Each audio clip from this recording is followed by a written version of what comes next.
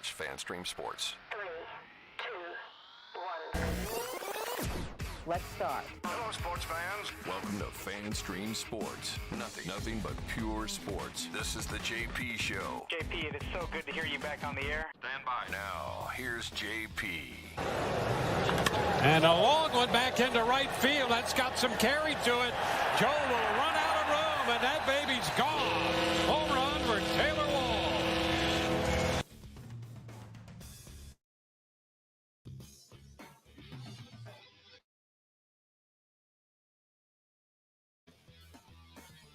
Our St. Petersburg RHS TV studio as the Rays just keep on rolling, baby. 26-6, the Major League's best record, and here come the Yankees, and they're average at best. I don't want to say they stink. They're over 500, but they're average at best. All right, there you go. The Yankees stink. Go ahead, say it, Nikki. Good morning to you. How you doing, buddy? I'm doing great. I'm very energized. Tomorrow is my birthday. I'm turning 24.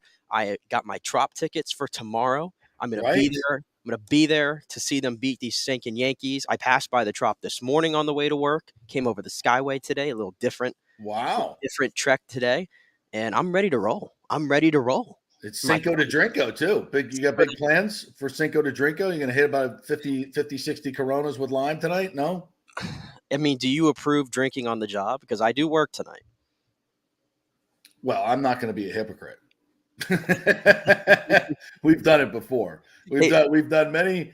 I mean, what the hell you think's in this coffee? Just coffee? Hey, it's Friday. It's Cinco de Drinko. What are you doing? It's tequila coffee on Cinco de Drinko. Woo, let's go.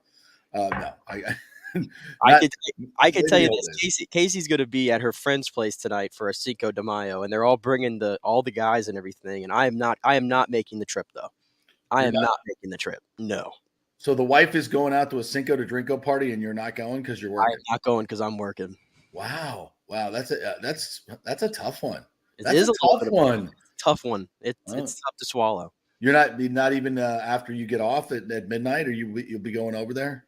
After midnight, I'm rolling over into my bed, and I'll see you in the morning. Yeah, I am not a night owl like that. And nope. she'll have the tequila hangover, and you won't. Exactly.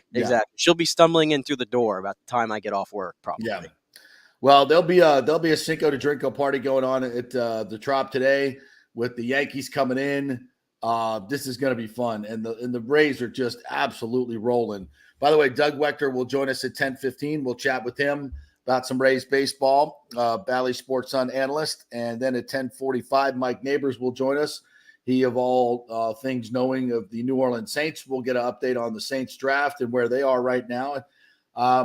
Last I checked in Vegas, the Saints were the favorites to win the NFC South. And that's obviously Derek Carr generated.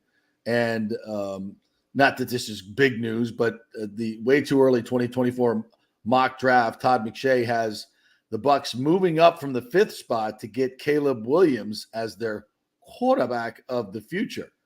Now, would Bucs fans right now trade a 4 or 5 win season this year for Caleb Williams as their quarterback next year?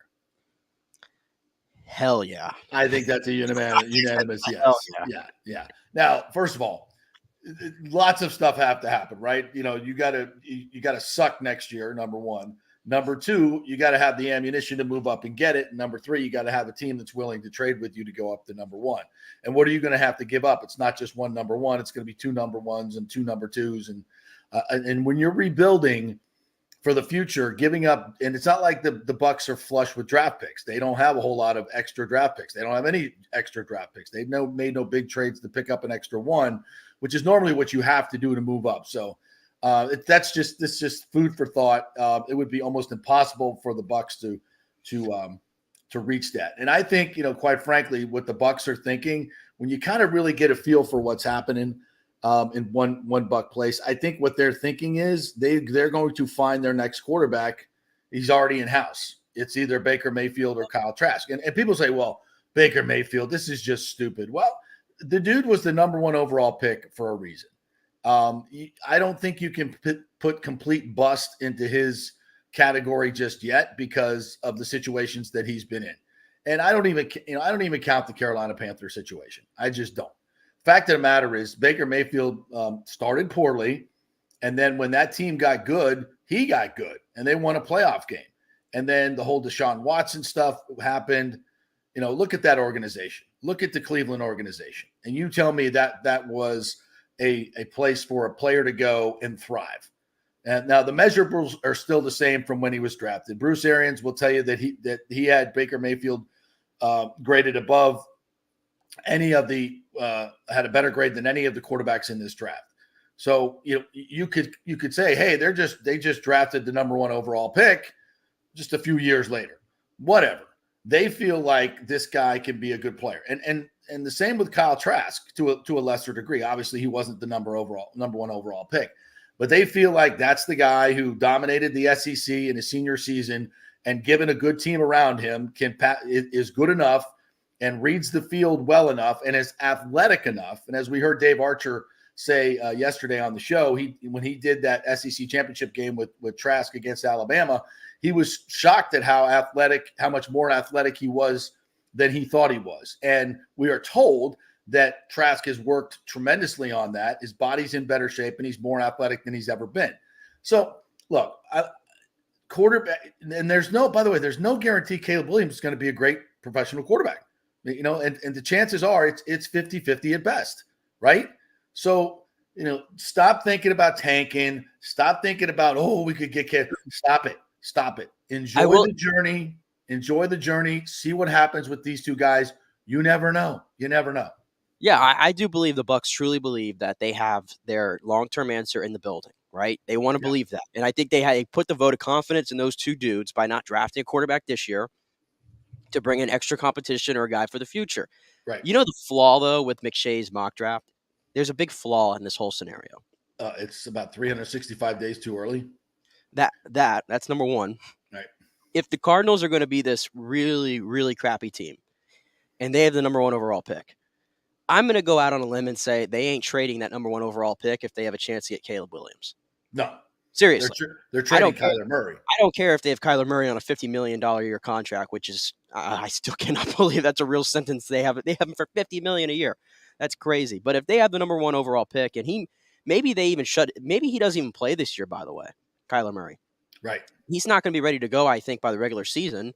So you're going to roll with Colt McCoy, and your roster stinks. What if they're like 0-7, 0-8, and Kyler's ready to come back, and they're just like, you know what, Kyler? Just a lost season. Yeah. It's a lost season.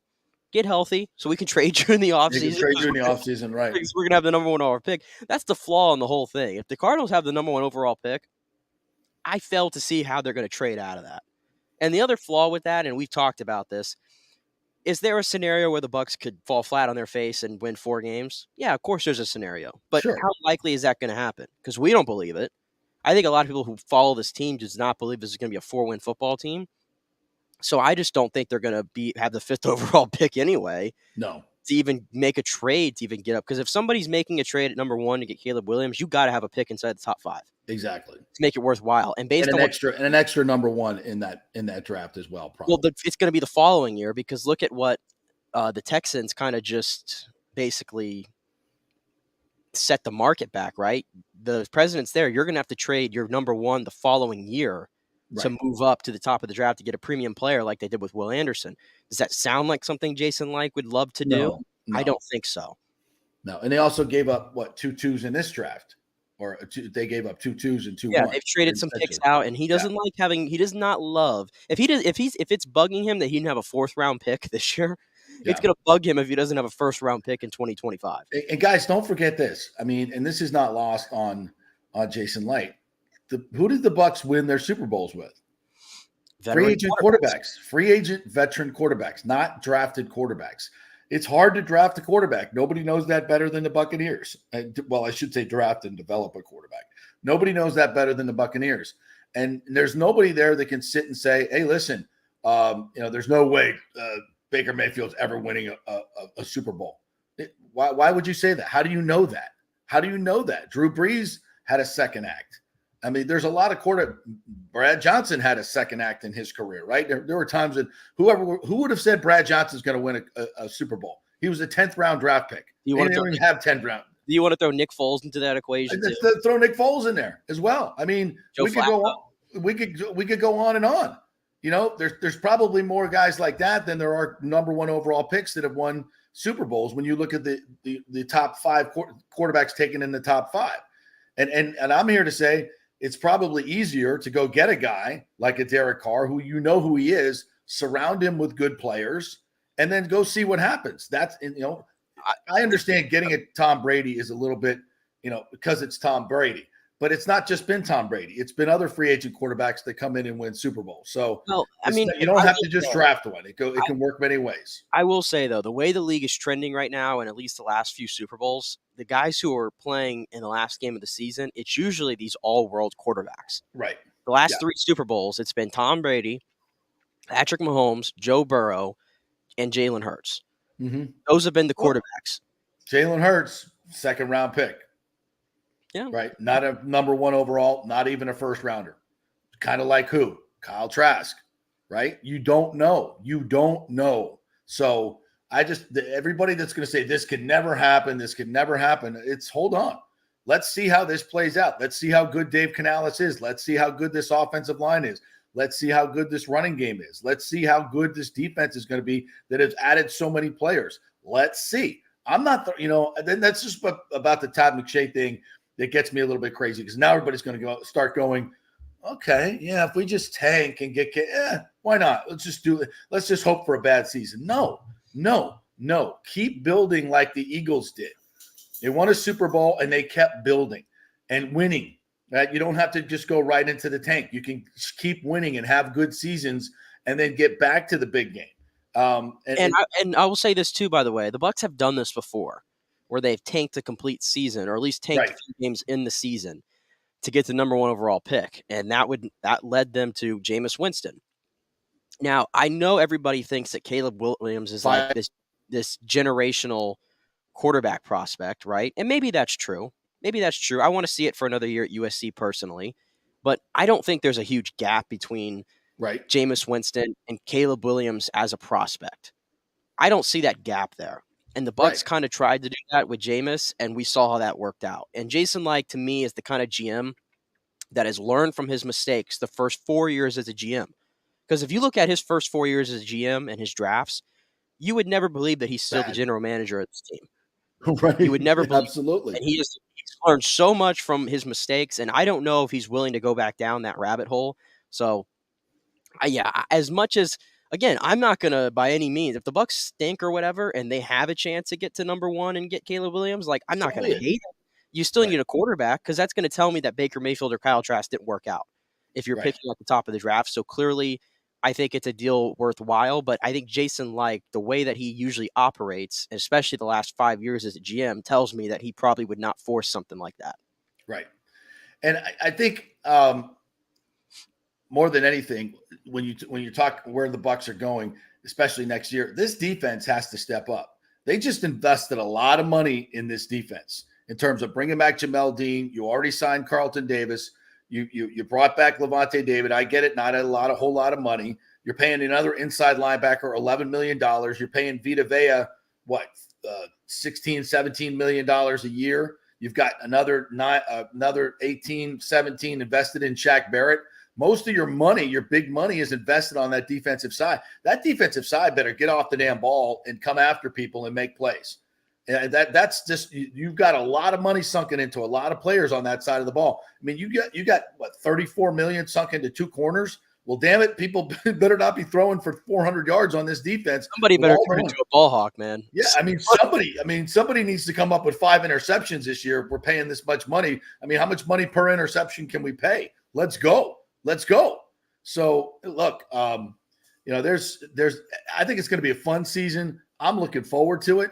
And there's a lot to learn about these new guys who are coming in for the rookie mini camp. So I'm interested. And I love the fact that everybody's overlooking the Bucs. Everybody thinks the Bucs are going to suck. Good. Fantastic. That's great. We're under the radar. Let's go. So, all right, we'll take a quick break. When we come back, Doug Waechter is going to join us. We're going to talk some Rays baseball after last night's 3-2 win and sweep of the Pirates. And here come the mighty Yankees. Oh, it is baseball season. Fun to talk Rays baseball, and we got the best team in the league. All right, we're brought to you by the Jeeves Law Group, JEEVES lawgroup.com. Great to have Scott Jeeves into the studio yesterday. Fun to chat with him about Gator football. If you need an attorney, he's your guy. personal attention, great law firm, lots of experience. It's the Jeeves Law Group. Back in 3 with Doug Waechter. Stay with us.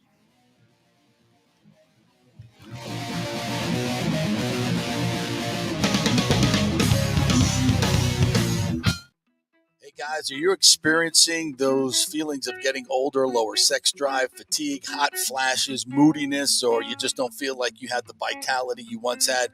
It's a chronic problem here in the United States. You're not just getting old, it's likely low testosterone. Studies over the last 20 years show a shocking decline in younger males aged 16 to 39. Older men have seen a sharp decline as well, so do something about it. Go see my friend Christopher Lugo at Bay Area Modern Medicine. Look, testosterone replacement is not a frivolous treatment. It takes a professional.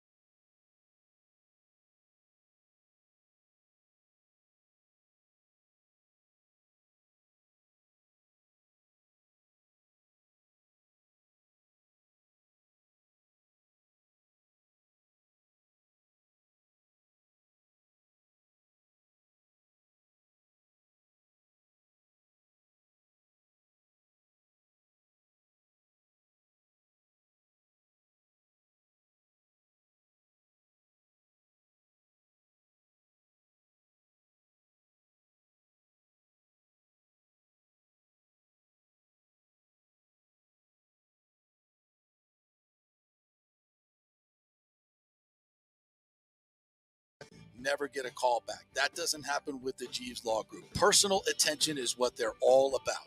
When you call the Jeeves Law Group, you will be part of the family. They will represent you in a vigorous and aggressive way against the insurance companies. These larger companies will promise bigger settlements, but it's the Jeeves Law Group that will get you the best results. If you're tired of dealing with these bigger law firms, check out the Jeeves Law Group. Go to jeeveslawgroup.com, tell them JP sent you, get a free consultation. It's the Jeeves Law Group. Scott Jeeves has been representing clients in the Tampa Bay area for over 25 years. Give them a call.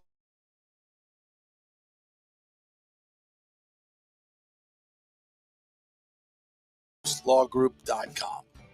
Insurance coverage can be confusing and expensive. I mean, where do you start? Which companies can you count on?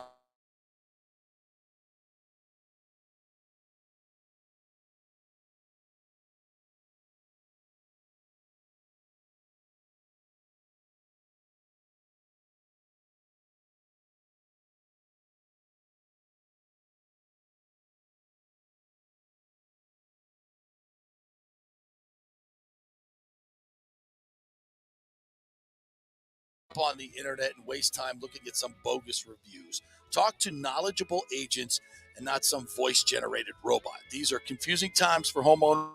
A team of experienced professionals can provide the right coverage for every situation: home, auto, business, life. It's Italiano for all the pieces of your life. Call 813-877-7799 or go to italianoinsurance.com. Coming back at you. Now, more with JP on FanStream Sports. It's only just begun.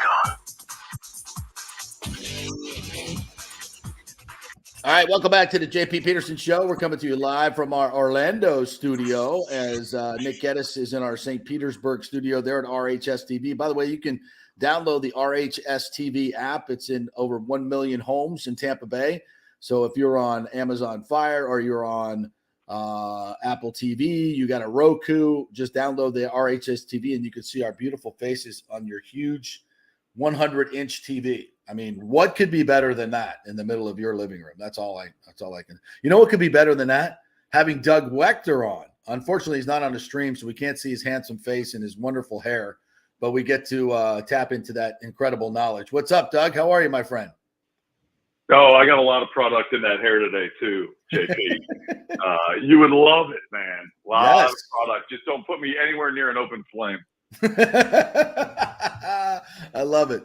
Well, don't sit next to Holliburg because he's an open flame. Listen. This team. Speaking of hot and open flames, this team is just hotter than a match. I mean, we could go over the numbers: 26-6. Only 6 teams have started that well. 4 of them won the World Series. 1 won a National League title. So, I mean, how do we predict? I mean, early returns, how does that predict future success? And I would say it bodes well for the Rays if they can make sure their bullpen stays healthy. What say you? Well, yeah, I think you nailed it. I mean, look, health in general is always going to be the biggest concern for any major league club, right? And then when you talk about a club that is put together this well and constructed this well and everything clicking on all cylinders, I mean, it seems like the only thing that could hurt them at this point is going to be the health. Because if they stay healthy, this is just pure dominance that we've been watching and witnessing. I mean, it's it's the Rays' 25th year in existence, and we have not ever even come close to this kind of success early in the season. I mean, this is just on a totally another level. And it's one of those things that you want to. It's really hard not to get ahead of ourselves, right? We start looking at these records and what they're doing to these other teams, and you're thinking, all right, man, well, it's World Series or bust, right? But there's still a long season, and so the health is going to be the biggest issue. I think a little concerning is also the bullpen, like you said. It's always one of those things that the Rays have always figured out, bullpen arms, and it's if you're going to have any kind of issues on a club, that is the one area that you can fix pretty quickly. You can get a couple arms in, you can make some trades, you can do some things if you need to help prolong, that run in October. But yeah, at this point in time, I mean, we're having to nitpick to find anything wrong with this team because it's been so much fun to watch how much they've just been dominating. Yep. And this win yesterday had a lot of different storylines to it. And let's start with Zach Eflin, who was marvelous, 10 strikeouts. But the day was weird, right? You have an umpiring crew that wants to make him take off his rubber wedding ring, which is on his left hand in his glove. By the rules, it says you can't have a ring on your hand, but I think they meant pitching hand. This is so ridiculous. As he said, other umpiring crews just say, yeah, whatever, it's fine, no big deal. This one had a hard on. But I will say this. If the umpire is going to make me take off my ring and then give me another 6 inches at the top of the strike zone to get called strike threes, I'll take the trade any day, right? Yeah, so that's right. Was there a little bit of give back there? I don't know. What happened there? I'd be piling on my necklace, my rings, whatever else you want. If you're going to give me another 6 to 8 inches on the zone, I'll give you whatever you need. But look, Zach Eflin, man, the ring aside, which was, I thought, ridiculous that they made him do that. The ring aside, this guy was brought in for a reason. The Rays target specific guys because they, according to their analytics, they see something that can really, really help with the club, and they see something they can also get this pitcher or this player to another level. And that's exactly what's happened with Eflin. They think the best years are ahead of them. And so far, it's been great. I mean, this guy's gone out there. Of course, he went through a little bit of an IL issue, but that being said, when he is healthy, he's been locked in. I mean, he's been the Zach Eflin that you hope you were going to get. 6-pitch mix. Guy has swing and miss potential with every pitch, but also commands his own better than almost anybody else in the league. And so, that combination is just so hard to find, right? Usually you got a guy who can command the zone, but he gets weak contact. And then you got a guy who got a lot of swing and miss, but he has a tough time with command or control. Eflin's got them both. And that's why he's penciled in at the top of this rotation right behind McClanahan. And we'll see where he is when Glasnow comes back. But, he could be a really, really big weapon for the Rays. And we saw that potential yesterday, going out there, striking out double-digit batters from the Pirates, who the Pirates are a good team. Yeah. Are they going to keep up the pace that they're on? I don't know about that.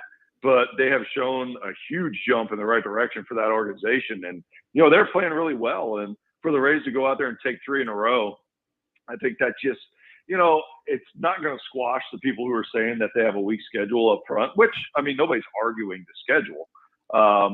The argument is that because of the dominance they've had, you can't say that this is not one of the best teams, if not the best team in the big leagues. It doesn't matter who they're playing, right?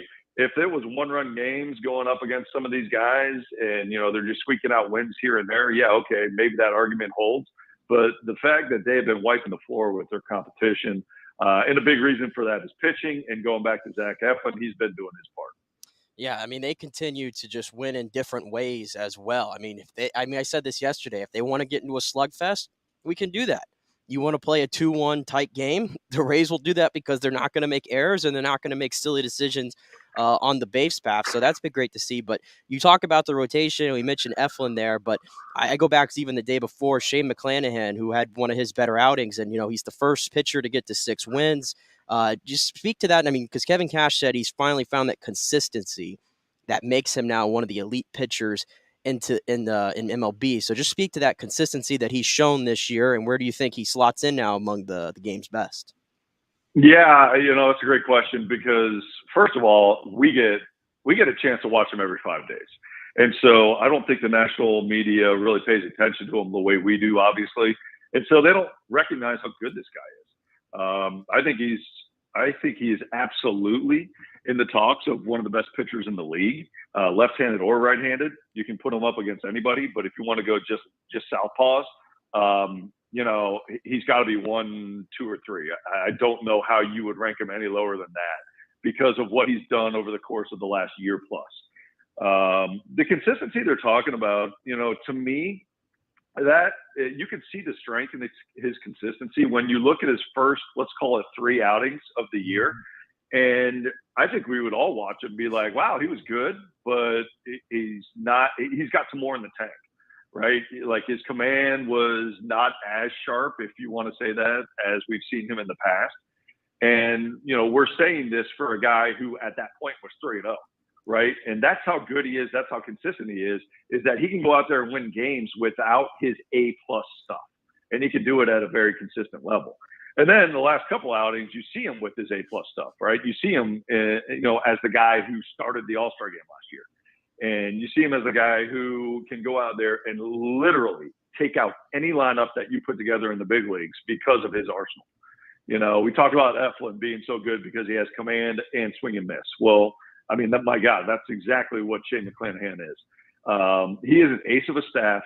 He's got 4+ pitches. My son was asking me the other day why Shane's so good. And it's almost hard to explain how much better he is than everybody else because he's got every weapon you can think of, right? From, the stuff, it's all there. 4+ pitches that are unhittable at times. The command, right?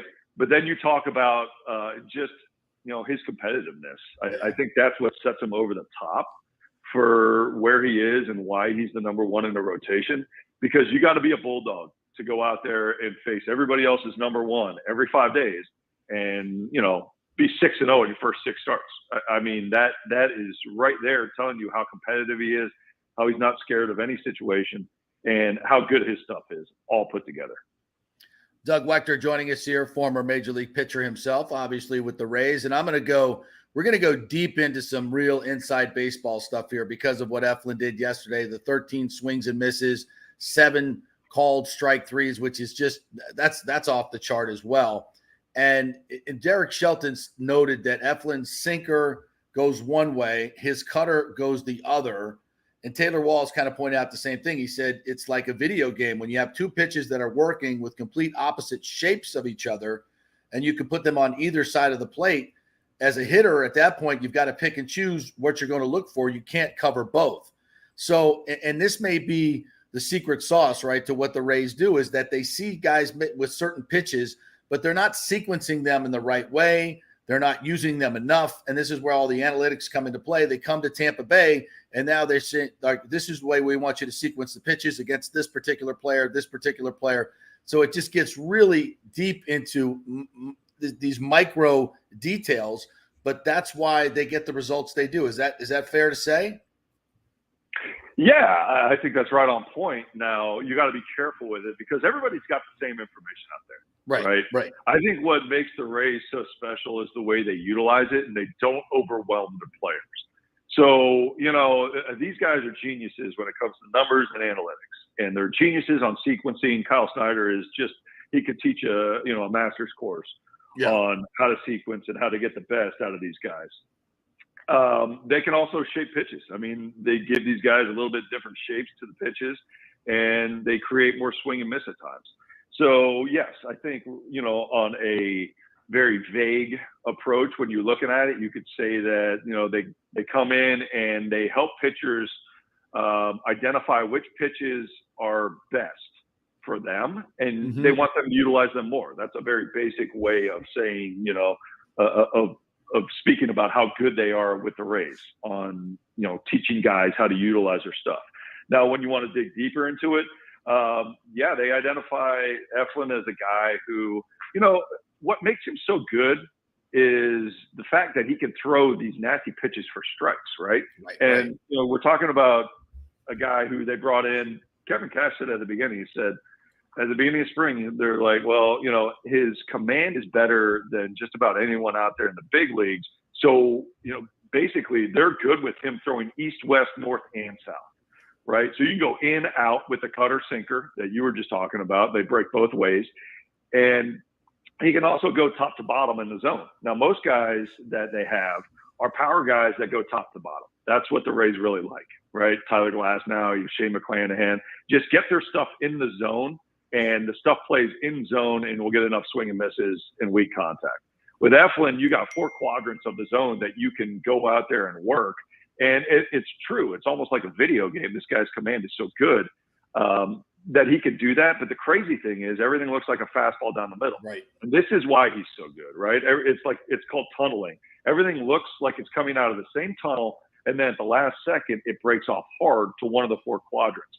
And, for hitters to try to go up there and put a good barrel on that when he is on like he was yesterday, it's one of the hardest things to do in any sport, namely Major League Baseball. Yeah, and let's switch over to the offense, right? Because, unlike most years with the Rays, the pitching's been great. I think they're still number 1 in ERA, but they're also number 1 in every statistical offensive category, which I don't think anybody would have told you they had for the first 30 some odd games of the season. Just what are you seeing with just their approach at the plate right now? Because it seems like it's 1 through 9, and even the guys who aren't playing every day, it doesn't matter what lineup they put out. They don't have any drop off at all. What has surprised you most about this offense this year? I think, how selective they've become as a unit. Honestly, they preached to this team before about less swing and miss, get more selective. And then when you're ahead in count, try to take your chances, right? Yandy Diaz is a perfect example of this. This guy is absolutely amazing with his eye at the plate. He can go out there and he can tell you what's a ball and a strike. And if he takes the pitch and they call it a strike, I'm shocked when I'm watching this dude because he identifies the strike zone better than any other major leaguer. But what they've finally gotten through to him, and they've preached it to him for years, but he's finally, I wouldn't say accepted it, he's finally really embraced it, is that now when he's ahead or sometimes even in counts, go ahead and jump on one. Go ahead and try to lift one out of the park or put one in the air. The same thing, all the way through the order. And they're so selective at the plate right now. They're driving up pitch counts of opposing pitchers. They're knocking starters out of the game quicker. They're also putting more contact on the ball, right? Striking out less than they were before, hitting more home runs because they're capitalizing on better counts. And they're also, being selective, watching more pitches. They're getting better, deep in the count. You look at guys who especially have guys with runners in scoring position, Randy Arozarena. This dude is a guy who was kind of a grip it and rip it guy throughout his entire career.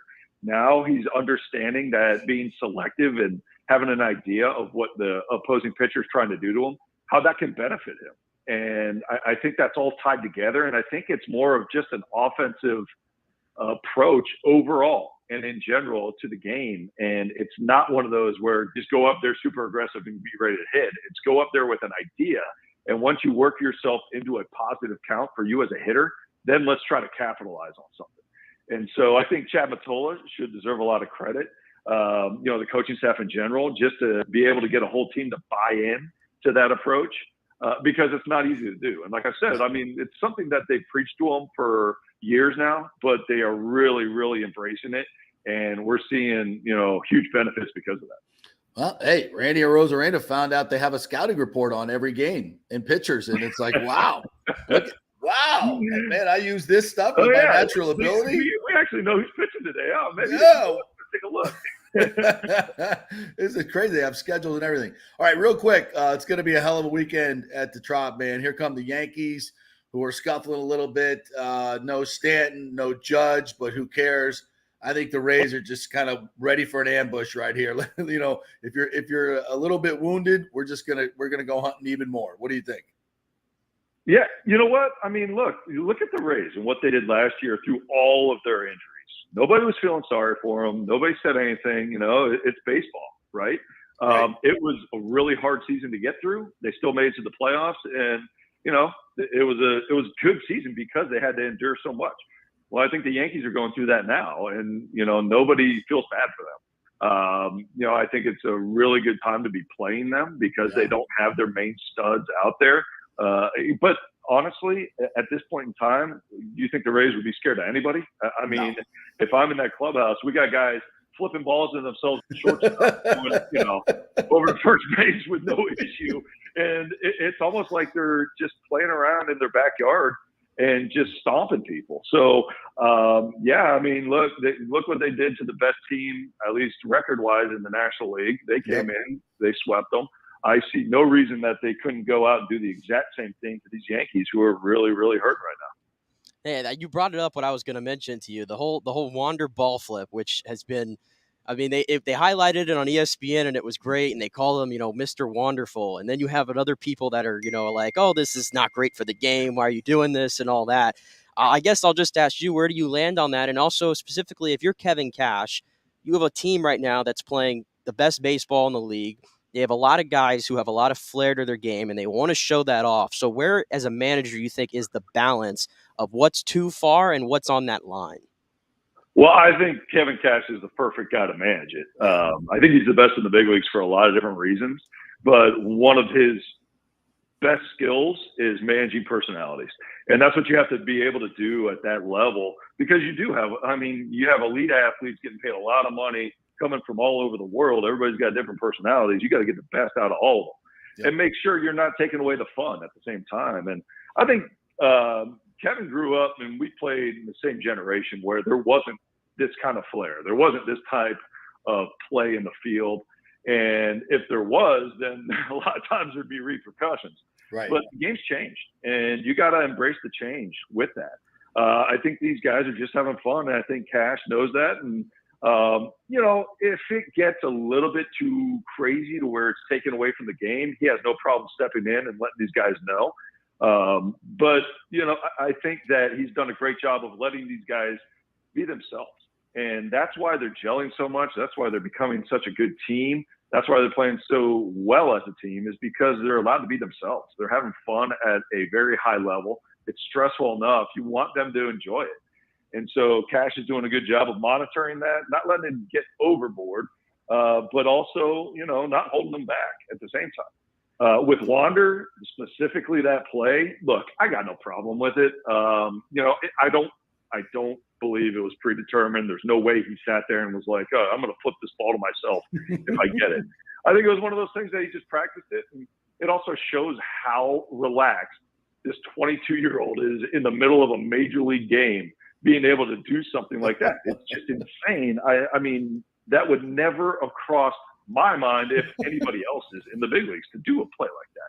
But he does it because he's so casual, and he's, like I said, he's very confident and relaxed. He's not trying to show up anybody.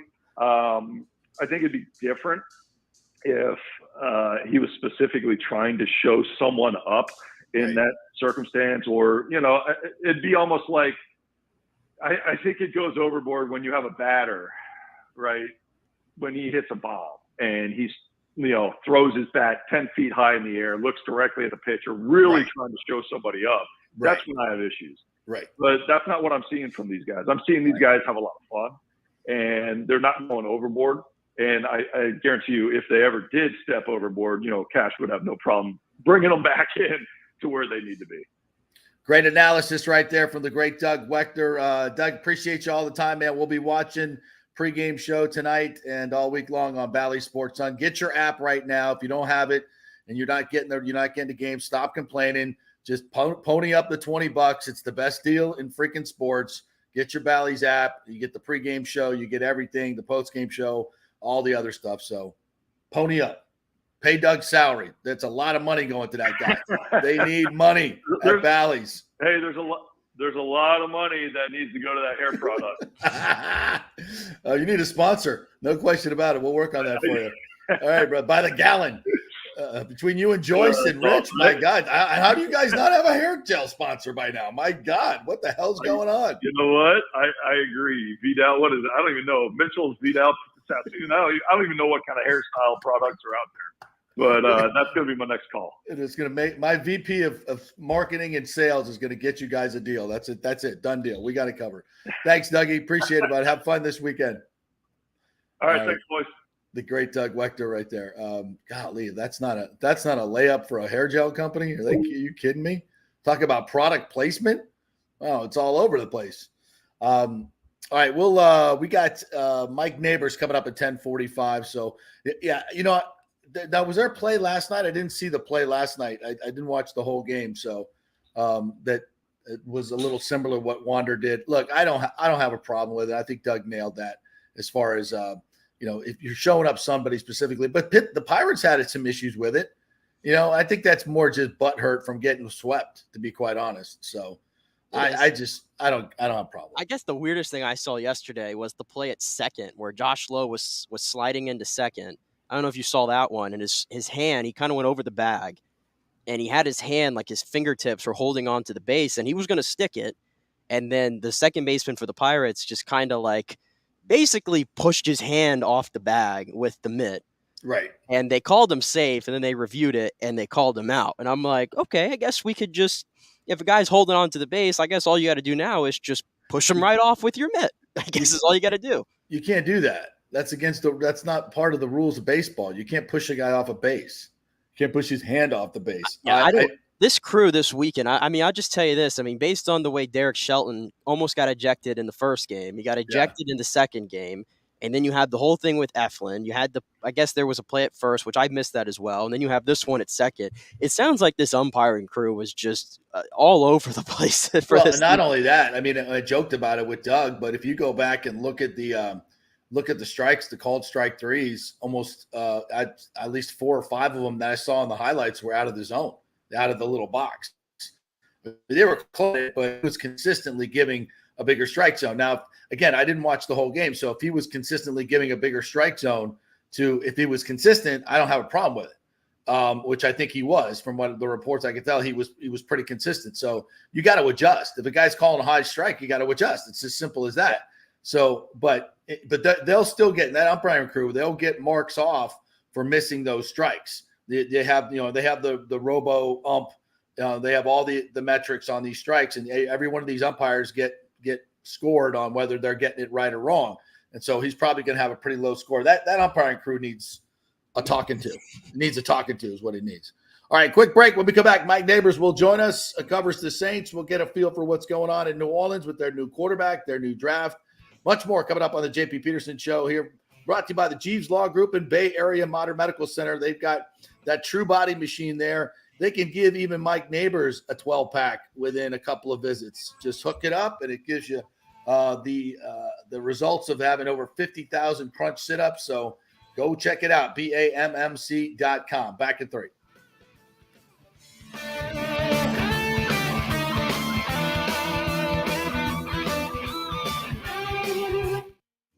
This is for all you guys who don't want to go to the gym and do 5,000 crunches. At Bay Area Modern Medical Center, you can get on the new True Body machine where you can reduce fat and tone up your muscle. It's like doing 54,000 crunches in just 15 minutes. Define your body as you see fit. True Body offers personalized muscle stimulation that delivers the equivalent of those 54,000 crunches in just 15 minutes. Just get in touch with them at Bay Area Modern Medical Center, BAMMC.com. Chris Lugo and the team over there will set you up on True Body and get amazing results. Non-invasive with comfortable and little to no pain and zero downtime. You can isolate and target those areas that you want to improve and treat multiple areas simultaneously. It's an amazing machine, so check it out at Bay Area Modern Medical Center, BAMMC.com. Well, Fitz the mortgage guy did it again. A listener heard his ad, was going to another big bank, but called Scott Fitzgerald at American Mortgage Services of Tampa, and Fitz saved him $618 on his monthly payment. Are you kidding me? Folks, that's big money. Rates are going up, they're going down, they're going all over the place. Scott will shop your loan and save you lender fees and get the best rates. Email him, scott@amstampa.com, or call 813-294-7595. That's Fitz, the mortgage guy. Lots of stuff going on right now, and these rates are going all over the place. You need somebody knowledgeable in the market that will work hard for you and get you the best deal. That's my man, Scott. He's done 3 loans for me, done thousands of loans for local folks here, works with a lot of the coaches and players in the area. He's the guy. 813-294-7595, or go to scott@amstampa.com. Insurance coverage can be confusing and expensive. I mean, where do you start? Which companies can you count on to pay out fast and fair? Well, call the great folks at Italiano Insurance. It's a family-owned business. Jeff and Nat Italiano are carrying on the 60-year-plus tradition of giving amazing customer service and giving back to the community through their annual backpack drive for needy students and their support of the local pediatric cancer patients. But it's the customer service that sets them apart. They can shop all your insurance needs and save you big-time money. Don't hop on the internet and waste time looking at some bogus reviews. Talk to knowledgeable agents and not some voice-generated robot. These are confusing times for homeowners, and Italiano's team of experienced professionals can provide the right coverage for every situation: home, auto, business, life. It's Italiano for all the pieces of your life. Call 813-877-7799 or go to italianoinsurance.com. Let's go. Right now. Back to the show with JP on FanStream Sports.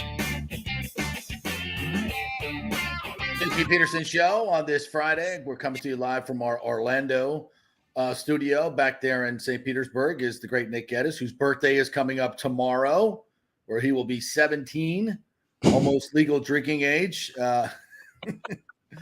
He looks a lot like a young Mike Nabors, who once walked into my office in Tallahassee, Florida, many moons ago, and he's still talking to me. Believe it or not, like 40 years later, this dude still talks to me.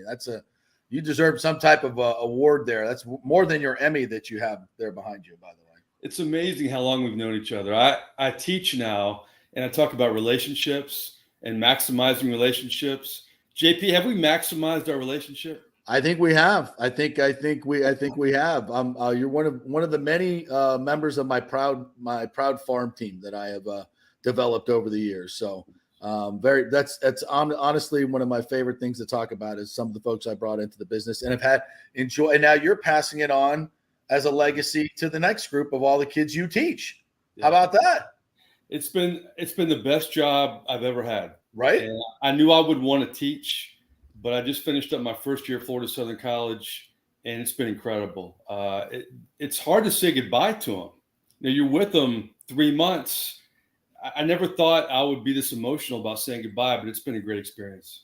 Well, when you think about it, I mean, we're going to go a little deep here, Nick, so join in. You can put your big boy hat on.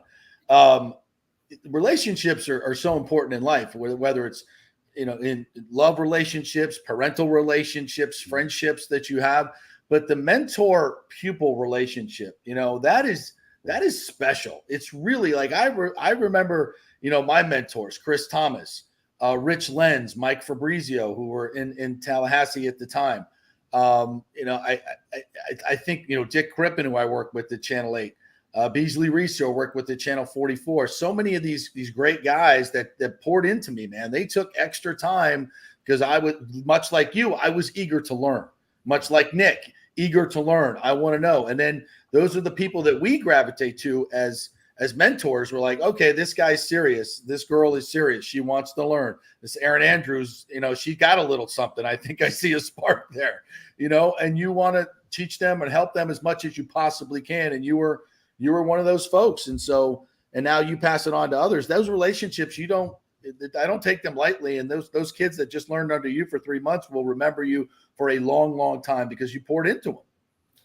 I appreciate it. What's incredible though, is in the cynical world that we live in, I really feel like most people want to help, but most people want to help those who want to help themselves and be passionate about putting the work in and wanting to move forward and having a direction. And I was at an awards ceremony last night, and we were talking about, having a game plan, interning, broadening your network, doing something you're scared of. All these things are great because when you're in college, and those who want to be sportscasters listening to your show, you have a job right now. Maybe it's a part-time job. Maybe it's a full-time job when you're going to school. But really your full-time job in college is to figure out what the hell you want to do. Right. What's your passion? What direction are you going to go? And now's the opportunity to intern and try all of these different things. And that's what I always encourage my students to do. Yeah. Before you get into the world where you're locked into a mortgage or locked into a relationship or locked into some place where you're going to live the rest of your life for whatever reason, try it all out. See what you want. I mean, I knew I was going to be an attorney, right? But when I met my friends, Rich Lenz and Mike Fabrizio, who were the sports guys at the local station where we were doing our TV show, our Florida State TV show. And they started talking to me about interning, and I'm like, well, let's see. I played football, basketball, and baseball in high school, and golf and tennis. I've been every day of my life, I've been playing sports or watching sports. Yeah. So much so my mom once famously said to me, the great Roxy said, "What do you think you're going to do? Be watching and talking about sports the rest of your life?" I'm like, and the light bulb should have been gone on. But I didn't even realize till that moment that, you know what, this could be a career for me. I've been training for this all my life. Why not go ahead and give it a shot? And I started intern. I'm like, this is definitely what I want to do. And thank God I didn't become another boring attorney. Oh my God. Thank God. Well, what's funny is I grew up, my dad was an attorney. I grew up around attorneys. I felt like when things got tough in TV, damn, I should have been an attorney, but I wouldn't have been happy as an attorney. And this may sound hokey, guys, but my message to my class is don't pick a career where you're like, oh, it's Monday. Oh, it's hump day. Oh, TGIF. Right. What is it? A countdown to the weekend where you enjoy 2 days of the week and then you don't like the other 5 days of the week. I just think you get one at bat in life. You need to enjoy it. Yeah, and I'll even add to everything y'all said with like just a little bit of my experience, and I know y'all know this as well. Like in this business, like you got to love it, number one. But on the topic of relationships, I can't think of a single job I've ever had, even in this business or outside, where I didn't get it because I had the relationship with someone, right? That helped me get that opportunity. But you also got to go for it as well. Like a lot of it, like you said, you got to want to help yourself. Yeah. And even as someone young, like I sat through the same college seminars and heard the same exact things. And you learn. At first you go, no, I don't need anybody's help. I can do it on my own. Right. And then you get in the real world and you're like, no, it doesn't work that way. So the relationships is definitely, I think, probably the most important thing when you're kind of young and getting into the business. Every Friday, I don't do TGIF. We do TGIT. Thank God it's today.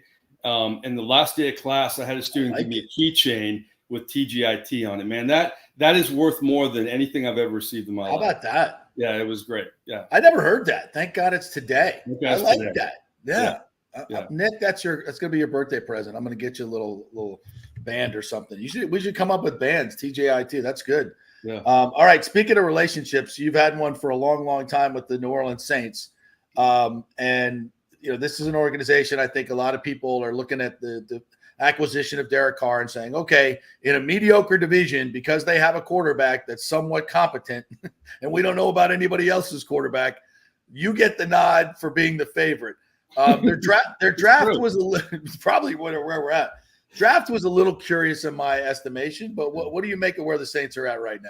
Well, first of all, Derek Carr is so curious to me because he's the same quarterback who came into New Orleans last fall and was shut out by a Saints defense. Now, granted, he's never played with the top 20 defense, but that's what makes football exciting. That's why we can't wait till the fall, because I can't wait to see Derek Carr, because everybody says, not everybody, but a lot of people feel like he's the missing piece. I'm not sure how much better he is than Andy Dalton. He's more mobile and everything, but Andy Dalton is a veteran too and played with some bad football teams. Right. I'm going to be kind of cautiously optimistic there. But when it comes to the Saints draft, guys, think about this. I always feel hypocritical when I'm on these radio shows or your shows or whatever after the draft, because what is more overrated in sports than grading the draft? I was looking back at the draft of Baker Mayfield and Sam Darnold. What a great draft by the Jets. What a great draft by the Browns. I mean, over and over again, we hear it. So I'm going to be tempered, but I will say this about the Saints. I love the fact they're always aggressive. They didn't move up this year, but they were aggressive last year. They moved up. They had 2 1s, but if they would have held on to their picks, they would have had, Jalen Carter potentially at the number 10, and the Eagles got him because they would have had that 10th pick. But hindsight's very easy. They got Trevor Penning, a left tackle. and Chris Olave, who I think is going to be a great wide receiver in the NFL. But fast forwarding to this draft, they filled needs like the Bucs. I thought the Bucs did a great job of filling needs. The Saints did a great job. Brian Brzee, I like him because he kind of sounds like Breeze, right? So maybe he'll be a success in New Orleans.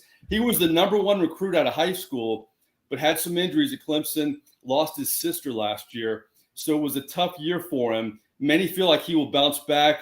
If you want to believe Mel Kiper, personally, I love Mel Kiper. Love him or hate him.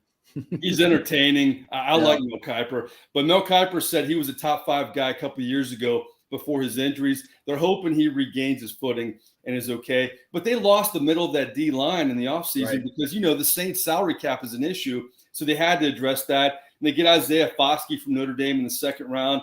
And then what I liked about the Saints guys, they were trendsetters. They knew the trend in this draft was to get a running back in the third round, and the quarterbacks would come in the fourth round.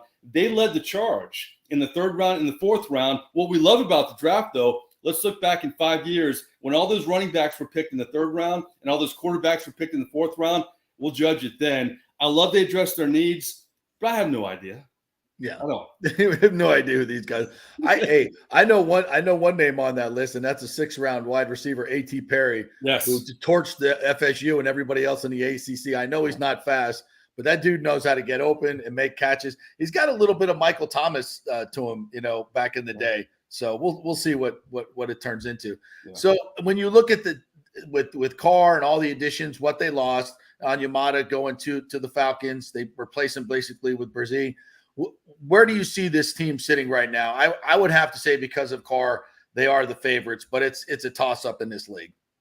Well, Kamara's suspension is going to be big. How long is that going to be? Many think it could be half the season, a quarter of the season, but they've addressed the running back situation this offseason to a degree. It's not Alvin Kamara. I like this football team. I really do. I think the defense is really, really solid. And I think the offense, I can't believe Michael Thomas is back. It's like the broken record in New Orleans. Oh, we're not going to see Michael Thomas after this year. Okay, here he comes again. I think he really likes Derek Carr. I think he likes the young receivers. I mean, Rashid Shaheed was an undrafted guy last year who played really well. Chris Olave's played well. People kind of forget about Taysom Hill. And you guys know the errand series I run, where I run errands with players. And we get in the car and move around. We just did one with Juwan Johnson, where I think if you ask Bucs fans who led the Saints in touchdown catches a year ago, it was Juwan Johnson, the tight end. So the offense is well-rounded. And with Derek Carr, I mean, that's the million-dollar question, New Orleans. Can Derek Carr get it done? If he can, boy, I really like this football team.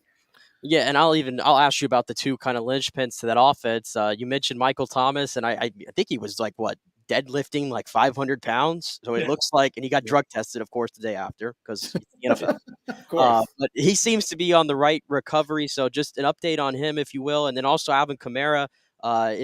If we feel like there's probably a suspension coming down the line, and how that makes the Kendre Miller pick even make more sense. Yeah, I mean, when you look at Michael Thomas, we've been waiting for that season. And, boy, he had a great first game, Nick, last year against the Atlanta Falcons. And Jameis played well, leading the charge in that fourth quarter. It's almost like, to me, Anthony Davis with the Lakers. You see spurts, but are we going to have the body of work? Can he maintain it for the whole year? If he can, this offense will be really potent with the Chris Olave, with the Rashid Shaheed, with the Taysom Hill, with the Juwan Johnson, with the good running game. Is it Jamal Williams, right, with the Lions? Yeah. They picked him up. There's got to be a reason why the Lions let him go, but the Lions, I think we saw it in the draft, getting more speed in the backfield. Jamal Williams, I think, will be a good stopgap for Alvin Kamara. But I like Kendre Miller. It's funny how you want your running backs young and you like more experience with some other players. But Kendre Miller, TCU didn't catch the ball a lot out of the backfield, but he's only 20 years old. I think he turns 22 next month. So not a lot of tread on the tires. So I think they went after the running back they wanted. I know a lot of people in New Orleans wanted Devon Achane out of Texas A&M, a smaller back, but a lot more speed. I think they were a little disappointed there because it seemed like they had their pick of the litter. Weird year, guys, because you had a few running backs in that first round, but then, everybody picked a running back in the third round. So we'll see how it works out. But, in terms of filling their needs, I think they're in good shape. It just comes back to the quarterback position.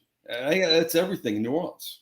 Well, and what's interesting there is you could talk about Derek Carr's ability, and I think he's got all the tools to be a really good quarterback and win a Super Bowl in this league. I believe that. I was hoping that maybe the Bucs would go get him as well, because it's not just that ability, it's the stability, it's the calming influence, it's knowing that Derek Carr I think he has one of the top fourth quarter comeback quarterbacks in the league, and that's a special quality, and that's what wins games, which wins divisions, which wins Super Bowl titles. You got to win those close games, and having a quarterback who's calm in the moment that is going to be able to do that, like a Tom Brady, it's such a key component.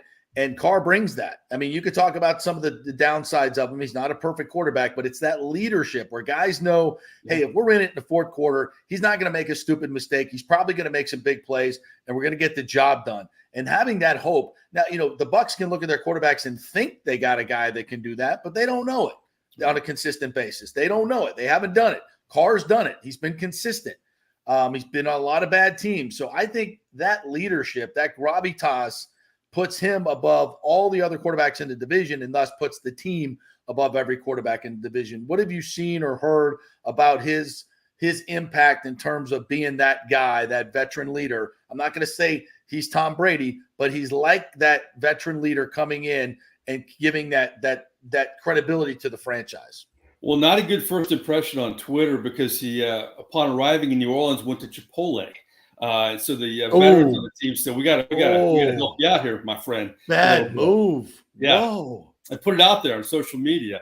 The thing I worry about with Carr, frankly, I like the comfort with Dennis Allen, but if Sean Payton was there, boy, I'd feel a lot better. I mean, think about it. It's the same with the Bucs. It's great to have Baker Mayfield possibly, but who is this young offensive coordinator? And Bruce Arians in there. It's Todd Bowles, he's a defensive guy. It's Dennis Allen is a defensive guy. I know Pete Carmichael was there, but he's not Sean Payton, right? I feel like he's going to feel comfortable with Dennis Allen because, boy, they went through the wars together with the Raiders. So you're going to have that. He has the immediate respect of that locker room. But in terms of the adjustments in game, are you going to have the coaching staff that's going to work with you and make those adjustments, JP? Just like Tampa. I think there's a parallel there. I don't know how your new offensive coordinator is going to be. He learned under Pete Carroll. Pete Carmichael worked under Sean Payton for years, but we got to see it, right? We got to see it. Hey, I got to go back real quick. What's the problem with Derek Carr going to Chipotle? What did I miss? Oh, see, here we go. What did I miss here? Tell him, Mike. If it was in Lutz, where I live, okay, but it's New Orleans. It's the greatest food city in the world. You don't go to a chain restaurant, for God's sakes. What are you doing? Can rapid fire 20 restaurants better than Chipotle right now. I mean, New Orleans. He looks at Chipotle like it's freaking Burns. Are you kidding me? That's with these kids. That's all they look. Oh, Chipotle! Look, it's real food. They're cooking it right in front of me. Hold up! I'd rather have Chipotle over Burns any day of the week. Oh my God! That is a hot take right there. That's a horrible take. That's a horrible take. What are you doing, man? And if they sold a dessert, a little cheesecake on the side, I'm sure it'd be better than anything that I got in that dessert room when I went to Burns. I love the, I love the loyalty though, the dedication. You're sticking by your guns, Nick. I appreciate that. Well, I have to stick to my. It's disgusting. All right, disgusting. I'll switch from Chipotle. I can't fire you on your birthday, so I'll just depend. Like I just act like you never even said this. Oh my God! Commanders, Emeralds, Acme Oyster House, Drago's. I just keep going here. I mean, Chipotle. On and on and on. I'll get back to the football question. Did they give the E. coli? Is that extra? Do you have to order that extra at Chipotle, or does that come with the meal? Sorry. Well, that will not be a allegedly sponsor of the JP Peterson Show. Not anytime soon. No. Anyway, I'll switch back. They have agencies. They would never. Let me switch back to football, please. I don't want to talk about Chipotle anymore. So I'll ask you this, because obviously I think we all think the Saints are the favorite because of the quarterback position. But elsewhere in the division, if you're a Saints fan, which team do you think you're probably keeping your eyes on most based on what you saw this offseason between Bucs, Falcons, and Panthers? Because I think all three teams have taken steps to becoming maybe a better football team than they were last year. I like the Bucs. I don't. There's a lot of. It's funny. Baker Mayfield. It's one or the other lane, isn't it? There's no middle ground with Baker Mayfield. I think people forget that Baker Mayfield under good coaching, he had 1 year in the NFL. What do you have? 26 touchdowns and 8 picks. Yeah, I mean, he had a good season. He has it inside him. Shouldn't have played his last year in Cleveland. He was banged up. And then he gets thrown around. And I was actually impressed when you put him with a good coach. in LA Yeah. with 48 hours to prepare for a football game. He played well. A lot of these guys, as you know, they just need good coaches. You get to this point in your athletic career, you're a pretty good player for the most part. You need consistency, which he hasn't had, and you need someone you can lean on. And I think that's really the same for Derek Carr and Baker Mayfield. I like what the Bucs did in the draft. This Cody Mauch, I want to meet this guy. I mean, this instant marketing sensation over there, but fills a need. And I love, Kancey too. I think that filled a need too. I don't know Great how pick. good these guys are going to be. I always say that when I do these post-draft shows. But just like the Saints, I think they did what they had to do in the draft. And I like what they've done with free agency. Kyle Trask, who knows? But I think Baker Mayfield, if he gets the right comfort level with his coaching staff, I think he could be all right. I do too. I'm so excited to see this offense, and I've said this a lot in this program. Talking to somebody last night about it as well, is people just see losing Tom Brady. Oh, they're just going to take a step back offensively. No, we're going from the dark ages of the NFL offense where you have a guy standing still back there who can't move, trying to pick apart a defense. It's not that game anymore. And who wasn't emotionally or mentally into it last year anyway. It wasn't Tom Brady. That was an imposter. You got a guy this year in Baker Mayfield or Kyle Trask, both who can move, who can RPO, could do all those things to get defenses confused in the modern day NFL. And they still have I would say, a top 5 receiving core with 100% Godwin and Mike Evans coming back, and hopefully Russell Gage, who's not battling a hamstring injury, who was once a very productive receiver in this league. And they got Rashad White, who I think is going to be much better, and an offensive line that's going to be better just because they're running an offense that's more unpredictable. I think this offense is going to be markedly better. And as I mentioned to Nick, to me, the keys for me are, number one, and you mentioned it, head coaching. It's head coaching. That's my biggest question mark. As much as I love Todd Bowles as a human, his record as a human, as a head coach, and lack of accountability is not good. It's not good. And he's continued it this offseason by continuing to coddle Devin White, who's giving the finger to the organization and the fans, and keep saying we're not trading him. He's my best player. Blah blah blah. It's incongruent. And I don't think, even though I think Todd is in this offseason has been seems to be more in charge, and like I'm more going to be my team. Right. It's a question mark for me. Not saying he can't do it. It's a big question mark for me. Right. Yeah, I feel like with the right coaching staff, Derek Carr and Baker Mayfield could be very good quarterbacks in this league. Obviously, Josh McDaniels and Derek Carr, it was not a good situation. The chemistry wasn't there. But think about a guy like Drew Brees. I mean, Drew Brees, it didn't really work for him in San Diego. He liked Marty Schottenheimer, but Marty Schottenheimer's like Todd Bowles, and he's like exactly. I mean, we could go down the defensive coaches here. So you got to have a fit with your coordinator who's calling the plays, not only the confidence in you to call the plays, but to make the adjustments. And that's, when I wrote my book on Brees, Doug Flutie loved Drew Brees, but he was jealous he didn't get to play for Sean Payton, someone that put him in shotgun in a situation where he could succeed, because Doug Flutie never had that his entire career. Right. I remember sitting down with Doug Flutie and saying, what about Kyler Murray? And he's like, don't get me started. I mean, that's the whole key to making it as a professional quarterback, is having a coach who believes in you and then will call plays within your strengths. So you're saying, like, when you're heading into with 45 seconds left in the game, you don't want Tom Brady calling a timeout because he might throw a pick? So you're saying that's not a good game management technique? Right. Exactly. Isn't it amazing, though? Let's be honest, how the Saints own Tom Brady, except for the one game. One game. The one game that really mattered. And that's the thing. If you really look at it, as much as, New Orleans wants to say that they can, take out their voodoo dolls on Tom Brady and everybody else, that's your Saints team seems to be a little cursed in that level. I mean, the miracle in Minnesota, the non-call in the and then the only game you lose to Brady is the one you really needed to win. I'll give you a great story. After the no-call game, I host this live post-game show outside the Saints locker room. Sean Payton used to have this white tent, and he would have family and friends in there. And you never knew who would be in there. It was amazing, the celebrities that would come out of there. And so what was great about Brees is he was actually better after a loss. He was great after the Minnesota Miracle. He was great after the no call. So after we finish up the post-game show and Breeze is my last guest, Vince Vaughn walks out of the white tent. And he looks at me. He's like, boy, I bet that was a fun show, huh? Hey. But you're right. It's been they should have had at least one more Super Bowl appearance, maybe two. It was crazy, the Peyton Breeze era. It really was. And then you didn't say, yeah, Vince, I could have used some, levity in this show. And you could have, one of the greatest comedic actors in the history of film. Where were you? Could have helped a brother out. Said you sat in the tent the whole time and watched me wither on the vine on the no-call game. You could have been a brother and helped me out here. And you sat in there drinking scotch the whole damn time, you son of a bitch. Timing is everything, Vince. Where were you? That's what I would have said to him. Unbelievable. All right, my friend, tell everybody what you got going on content-wise with errands and everything else. What's happening? Man, it's a really good series. We're approaching episode number 25 with the New Orleans Saints, and we're talking to other networks too, so we're really excited about the future. But errands, like you're running errands, check it out on YouTube, and I'm on Twitter at Mike Nabors as well. The errands are fantastic. Go check them out. We absolutely love them. And thank you, Professor, for sharing some of those life lessons. TGIT. I copyrighted that, so don't take it.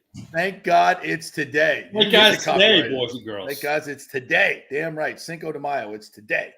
All right, brother. Thank you very much. The great Mike Nabors right there. See, you learn football, you learn baseball on the show, and you learn life lessons. And to have tequila in your coffee and when it's Cinco de Mayo. I mean, yesterday we got law advice too. We got if you want to be a booster, how you donate. We got all these life lessons in this show, right? Yeah, we learned it this week. We learned about the stink face. Like, who knew? I had no idea about this. The Rishiki stink face. I'm surprised you remembered the name of the wrestler. Yeah, that just no, you got it wrong. You said Rishiki, didn't you?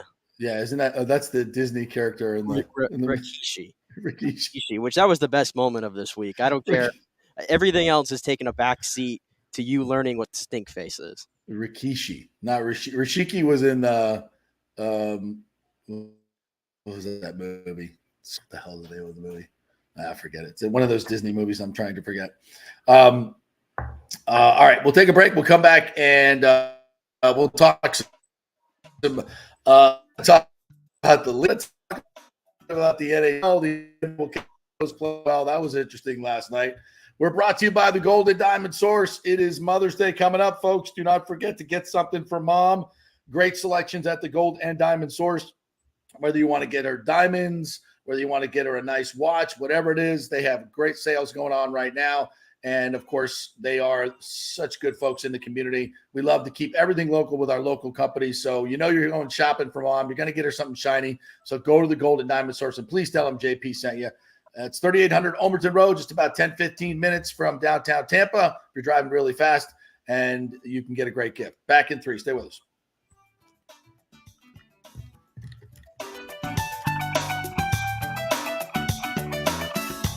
Insurance coverage can be confusing and expensive. I mean, where do you start? Which companies can you count on to pay out fast and fair? Well, call the great folks at Italiano Insurance. It's a family-owned business. Jeff and Nat Italiano are carrying on the 60-year-plus tradition of giving amazing customer service and giving back to the community through their annual backpack drive for needy students and their support of the local pediatric cancer patients. But it's the customer service that sets them apart. They can shop all your insurance needs and save you big-time money. Don't hop on the internet and waste time looking at some bogus reviews. Talk to knowledgeable agents and not some voice-generated robot. These are confusing times for homeowners, and Italiano's team of experienced professionals can provide the right coverage for every situation. Home, auto, business, life. It's Italiano for all the pieces of your life. Call 813-877-7799 or go to ItalianoInsurance.com. Well, Fitz the mortgage guy did it again. A listener heard his ad, was going to another big bank, but called Scott Fitzgerald at American Mortgage Services of Tampa, and Fitz saved him $618 on his monthly payment. Are you kidding me? Folks, that's big money. Rates are going up, they're going down, they're going all over the place. Scott will shop your loan and save you lender fees and get the best rates. Email him, scott@amstampa.com, or call 813-294-7595. That's Fitz, the mortgage guy. Lots of stuff going on right now, and these rates are going all over the place. You need somebody knowledgeable in the market that will work hard for you and get you the best deal. That's my man, Scott. He's done 3 loans for me, done thousands of loans for local folks here, works with a lot of the coaches and players in the area. He's the guy. 813-294-7595 or go to scott@amstampa.com. Hey guys, are you experiencing those feelings of getting older, lower sex drive, fatigue, hot flashes, moodiness, or you just don't feel like you had the vitality you once had? It's a chronic problem here in the United States. You're not just getting old, it's likely low testosterone. Studies over the last 20 years show a shocking decline in younger males aged 16 to 39. Older men have seen a sharp decline as well, so do something about it. Go see my friend Christopher Lugo at Bay Area Modern Medicine. Look, testosterone replacement is not a frivolous treatment. It takes a professional, targeted approach that focuses on total body wellness, vitality, and emotional stability, not a one-size-fits-all approach like many clinics use. They will monitor your blood work and adjust your treatment as needed for optimal results. Folks, I've been on testosterone therapy for over 6 years, and it is a life changer. You will feel and look better than you did 10 years ago. Give them a call at 844-977-3477 or go to BAMMC.com. Tell them JP sent you for priority scheduling. That's 844-977-3477 or BAMMC.com. JP here for the Jeeves Law Group. Have you been injured in an accident, in an auto accident, truck accident, motorcycle accident, at work, or at a place of business? Well, call the Jeeves Law Group and get the personal attention that you deserve. I made the mistake many, many years ago with going with one of the bigger law firms, the national law firms. And let me tell you, getting a call back from those folks was next to impossible. Weeks and weeks would go by, never get a call back. That doesn't happen with the Jeeves Law Group. Personal attention is what they're all about. When you call the Jeeves Law Group, you will be part of the family. They will represent you in a vigorous and aggressive way against the insurance companies. These larger companies will promise bigger settlements, but it's the Jeeves Law Group that will get you the best results. If you're tired of dealing with these bigger law firms, check out the Jeeves Law Group. Go to JeevesLawGroup.com, tell them JP sent you, get a free consultation. It's the Jeeves Law Group. Scott Jeeves has been representing clients in the Tampa Bay area for over 25 years. Give them a call. It's a free call, 727-894-2929, 727-894-2929, or go to JeevesLawGroup.com. Coming back at you. Now, more with JP on FanStream Sports. It's only just begun. All right, welcome back to the JP Peterson Show, brought to you by the great folks at American Mortgage Services. Our good friend Scott Fitzgerald over there, who will he will take a look at your loan situation and your home situation, your debt situation, and give you the right ingredients to make a great choice. And that's what he does over there. A lot of folks just want to get you a mortgage and make the most money, get the most fees out of you. That's what they're there for. Scott wants to help you, so you'll come back time and time again. That's what he gets. Everybody that's ever done a mortgage with Scott definitely goes back and does another one with him and recommends him to everybody else. He's done 3 of my mortgages. So if you're in that boat and right now you're saying, maybe I don't want to buy, rates are too high, they'll figure out a way to make it work for you. Get a lower price, get some different programs going with your mortgage. They know all the different things that are happening right now. So have a conversation with them and just find out what it's going to cost you, where you can save. They know all the information and the ins and outs. You don't. Don't just look at the market rates right now and say, I'm not going to do it. Can't do it. It's too high right now. Wait for them to come down. Because guess what? They may not come down for a long, long time. They may keep going up. So find out from the experts. And that's the great folks at American Mortgage Services. Clayton over there runs the joint, and Scott, who's the best in the business at getting a mortgage. So just email him, Scott at AMS Tampa, Scott at AMStampa.com. All right. We've talked a lot of the Buccaneers today and Rays. We got to talk a little bit of hockey, even though the Lightning aren't in it. And, what do you know? The Leafs are down 2-0 to the Panthers. Oh, I didn't see Dubas had a meltdown last night. One of the guys in the chat said that. Oh yeah, you have to go see the clip. Complete meltdown after Toronto blew its lead, and he turns around and he grabs his water bottle or his cup and just throws it in the back of the box right there. He's going ballistic, and Jason Spence is just sitting there like this. Yeah. Like he doesn't know what to do with himself while Dubas has a temper tantrum. This is, to me, the problem with Toronto. And it doesn't matter if they won a playoff series. The pressure that is under this guy to build a winner, given the rosters that they've had and the roster they have this year, anytime something goes wrong, just in the slightest, I mean, he goes ballistic. He goes insane. It's like he can't deal with the pressure of like being the GM of the Toronto Maple Leafs. I mean, that's kind of like my take on that. And I mean, I tell you what, everything that's happened in the playoffs, it continues to soften the blow a little bit of the Lightning not being entered anymore. I love Maple Leafs fans after they beat the Lightning in the streets, thousands of them. Oh, like they won the cup. We want Florida. Do you? They thought because they weren't playing Boston. Oh, goodness. Thank goodness. We don't have to play Boston. We don't have to slay that demon too. We just get Florida, right? Yeah, well, Florida is playing, I'd argue, the best hockey right now of the teams that are left. They're the hottest team at the moment. They're playing with the most confidence. They've played 5 games in the last 9 days. As Paul Maurice said yesterday, 5 games in the last 9 days of the most intense hockey that you'll ever be in.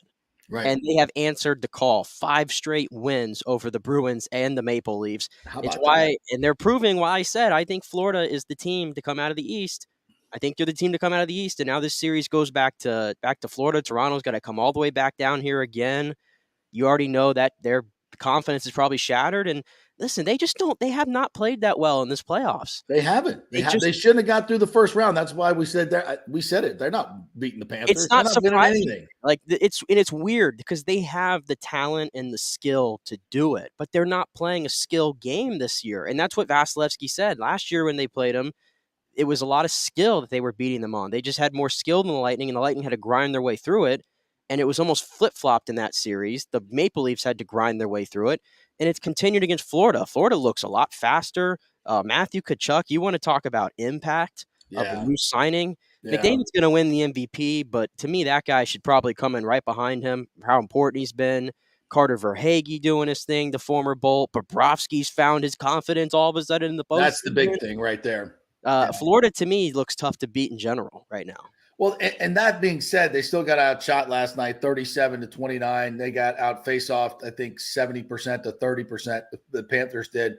But they got the big goals when they needed to get them. And that's, isn't that just the way the hockey is in the playoffs? It's the guys, the big-time players that step up and get the big goals are that's what it's all about, and getting great goaltending. And Bobrovsky's been fantastic. He's been under siege, and he's hot. He's a hot goalie right now, and you can ride a hot goalie to a lot of different wins. But I do believe it's more about Toronto gripping their sticks and just the pressure of playing at home. And here's the thing, that whole emotional let off that they had after beating the Lightning, right? That was their whole thing. And they were another, like, they exhaled, right? Can't do that in the playoffs. You can't exhale in the playoffs. You have no time for that. You thought you did something. You thought you won something with the first round. You won squat. You didn't win a division. You won a first-round series. That's squat. We don't celebrate them around here in Tampa Bay. We celebrate cups. We don't celebrate first round. You're all like, oh, we beat the Lightning in the first round. Who've been playing 7,000 playoff games in the past 3 years, all condensed. And then you got outplayed in the series, got some lucky tip-ins, and you win a series and you act like you won the freaking cup. No wonder you're trash, Toronto. And you got 2 teams. This matchup it's 2 teams that have really been kicking at the can for the last few years that have had some really good rosters, right? Florida being a President's Trophy winning team. We forget that. Yeah. We forget that. Florida was a President's Trophy winning team last year, and I argue they got a lot better because I think Tkachuk to Huberdeau, there's a lot more impact there from Matt Tkachuk. From a playoff standpoint. They finally stopped building their roster for the regular season and watched what the Lightning did and said, we've got to be more varied. We've got to have a little bit more grit, a little bit more sandpaper, a little bit more toughness. And they look like the playoffs. They look like the team that's played the Lightning the last 2 years in the postseason. Now, Toronto's done that as well, but Florida really is playing like that team that got throttled by the Lightning back-to-back years, because that's honestly what happened. Yeah. And they learned that there's another intensity that you have to ramp up to, right? Yep. And you have to have a goalie you can count on, and that can't be overstated.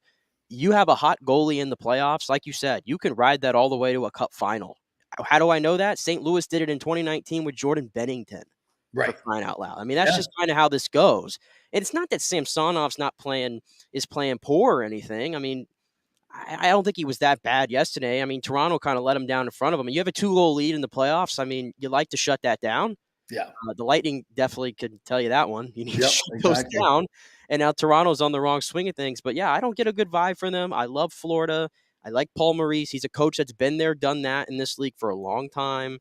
Sheldon Keefe is still worrying about the officials. I mean, it seems like every game they got a problem with the officials. Yep. I mean, worried about the wrong things, man. They're worried about Sam Bennett yesterday, which I don't know if you got a chance to see the Sam Bennett shenanigans last night. It wasn't the greatest look. There was a moment he had Matthew Nyes behind the net, and he kind of took him down and was giving him the business without the puck. And then the cross check on Bunting, which I don't know how much sympathy I really have because it's Michael Bunting, but he gives him a nice. He gives him a nice he gives him a cross check to the ear and he goes down. He's clearly he's not even making an attempt to get up. He's clearly hurting from it. And Bennett says, all right, well, I'm already getting the penalty, so I might as well just give him another one just for good measure. Maybe not the greatest look, and he got the maximum fine today, but they were all calling for him to be suspended. That didn't happen. So I think Toronto needs to just worry about their game right now because I don't like it one bit. And it's interesting. You mentioned the Tkachuk and the Huberdeau thing, and I think you can look at the Lightning roster kind of the same way.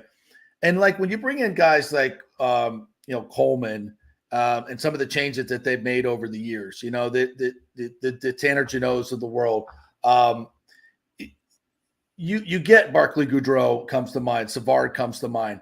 These are men who are serious, bigger, tough hockey players. Yeah. And sometimes, people say, well, they're tough, so they're not skilled. No, they're still skilled players, but they're guys that, and this is a key. There are some guys that can play, 3-4 nights, in 7 and bring the same energy in the playoffs. It's that inner toughness that you can get out there and give it 100% 2 nights later in the playoffs, 2 nights later in the playoffs, 2 nights later in the playoffs, where you can just keep coming back. Guys like this. There are guys that are tough, right? They're grown-ass men. They're tough. They meet the moment. And there are other guys that kind of, that are maybe a little bit more pretty boyish. Maybe you're just a little bit more, don't have the intestinal fortitude. You know what I'm saying? Yeah. To get up and do it every night. And they skate well and they look pretty and they have nice skills. But the grind of the playoffs grinds them down and they feel sorry for themselves. And they're just, you don't get the player that you got during the regular season because everybody's out there. The ice is a lot more open. But when you start getting grinded on, right, on every freaking other night, how do you react? Do you shrink in the moment or do you Matthew Tkachuk and start giving it back to other people? And I'm not picking on Huberdeau. I'm not picking on him, but I just think I think Julian Brisebois kind of saw that kind of player and said, we need more of those guys. We need more of those guys if we're going to compete in the playoffs. Well, I think you go back to that series last year against Florida where they got swept. I mean, Huberdeau was coming off a season where he finished top 3 in scoring, with the points and everything. And what was the problem? It's like he had zero impact. He refused to shoot the puck. He was a bit pass happy. And I think Florida said, okay, that's just not going to fly in this game. And we don't have enough sandpaper. Well, what are you doing when you pass in the puck? Right? What are you doing when you're passing it all the time? You're not getting hit. Yeah, you're not getting hit. You're getting rid of the puck. Are you trying to make a play? You're keeping it on your stick. You're going to have to take a hit. Whereas Tkachuk, you know who Matthew Tkachuk reminds me of, and I think old school hockey fans will get this, and maybe even you if you watch the documentary. He is this generation's Claude Lemieux. That is what Matthew Tkachuk is. Now, I'd argue Matthew Tkachuk was a better regular season player than Claude Lemieux was, but Claude Lemieux was a good regular season player, but an all-time playoff player. There's a reason why that guy's got 4 Stanley Cups and a Conn Smythe to his name. Exactly. Elevating his game to the next level. When it got physical, and you can call Claude Lemieux dirty if you want. People have said that Matthew Tkachuk has been dirty in the past before. Bottom line is, those are the type of guys I want on my team in the playoffs. That's right. Because the evidence there is they win games. So I think he's this generation's Claude Lemieux. He's a throwback as if I've ever seen one in the modern NHL. And I think that's why Florida, I think he's the best player in that series. I take Matthews out of the equation, take Marner. This guy, to me, is the best player in that series. And I'd argue right behind McDavid and Draisaitl in the entire NHL right now. Yeah. Yeah, and how about Edmonton? That's they're playing tonight, right? They're back at it tonight after Draisaitl's they got a day off today, actually. So tonight we got the one game on TNT, Devils and Hurricanes tonight after Carolina just completely dominated the Devils. What was it, 5-1 in their first game? Yeah. Which I did not see that coming at all. So Edmonton and Golden and Vegas get back at it tomorrow night. And then last night we also had the Stars and the Kraken. They evened it up at 1. Watched a little bit of that. The Stars, Eric picked them to win the cup, and they look good. They're a very balanced team. They've got everything they need to win it. No question about it. They got the best goaltender remaining in the NHL right now. Yeah, no question about it. So, and I want to talk a little NBA too while we're in this playoff segment here. Last night the Lakers got smoked 127-100 after beating the Warriors in Game 1 when Anthony Davis just went off. And what did I say? Well, let's see if Anthony Davis can keep it up. And what do you know? What do you have? 11 points that he went from 30 to 11 points. Like a complete 7 boards? Yeah. This is the Anthony Davis experience, man. You can't win. Like we just talked about in hockey, right? He can give you one game, but that's it. He's not going to be consistently coming out and playing to that energy level and that toughness level. It's like, it's 2 nights later. I can't do it again. That's the thing. It's like you can have a bad game. Some guys just have an off night, right? Yeah. But he just gets to certain points where it looks like he doesn't even want to play. Right. That's the thing. He's not motivated. He was happy with the split. He was happy with the split. Exactly. The guy's got no inner drive. That's what bothers me. And you got LeBron saying, after the first game, that guy's going to have his number in the rafters, in the Staples Center. No, he's not. This guy's been off the court. Get traded. He's been off the court like 65% of his tenure with the Lakers. Yeah. And you can't count on him in a big moment at all. No. Save the bubble. And this was my other thing with the Lakers. What did I tell you? If they can't shoot the 3 in this series, they got no shot. They shot, 31% from 3 yesterday? 29% from 3 yesterday. Well, and 40 of those came from Rui Hachimura off the bench.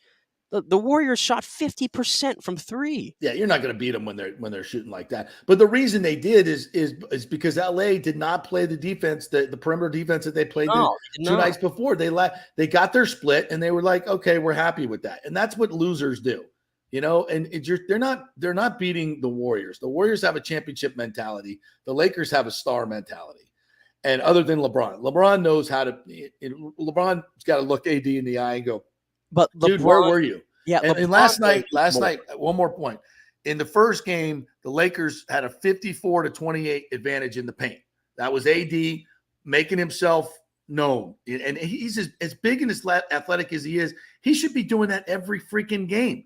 And then last night, the Warriors had a 48-42 in the paint edge. You don't turn it around like that unless somebody was injured and came back and some big man came back. That's just effort, that's energy, and that's the Warriors. Oh, I see what we got to do. Let's make an adjustment and we'll will ourselves to take that away from them. They did make a little adjustment. They took out Kayvon Looney out of the lineup and they throw JaMychal Green in there. Yeah, who played really well. Who was there for his defense, and he played really well, but he also gave you 15 in the lineup as well. 3 threes, yeah. He had 3 threes, so that's the other thing that he adds to them. So I will say, go off history here. This was an interesting stat I found. The Lakers, they have a 9-game win streak in series when it's tied 1-1.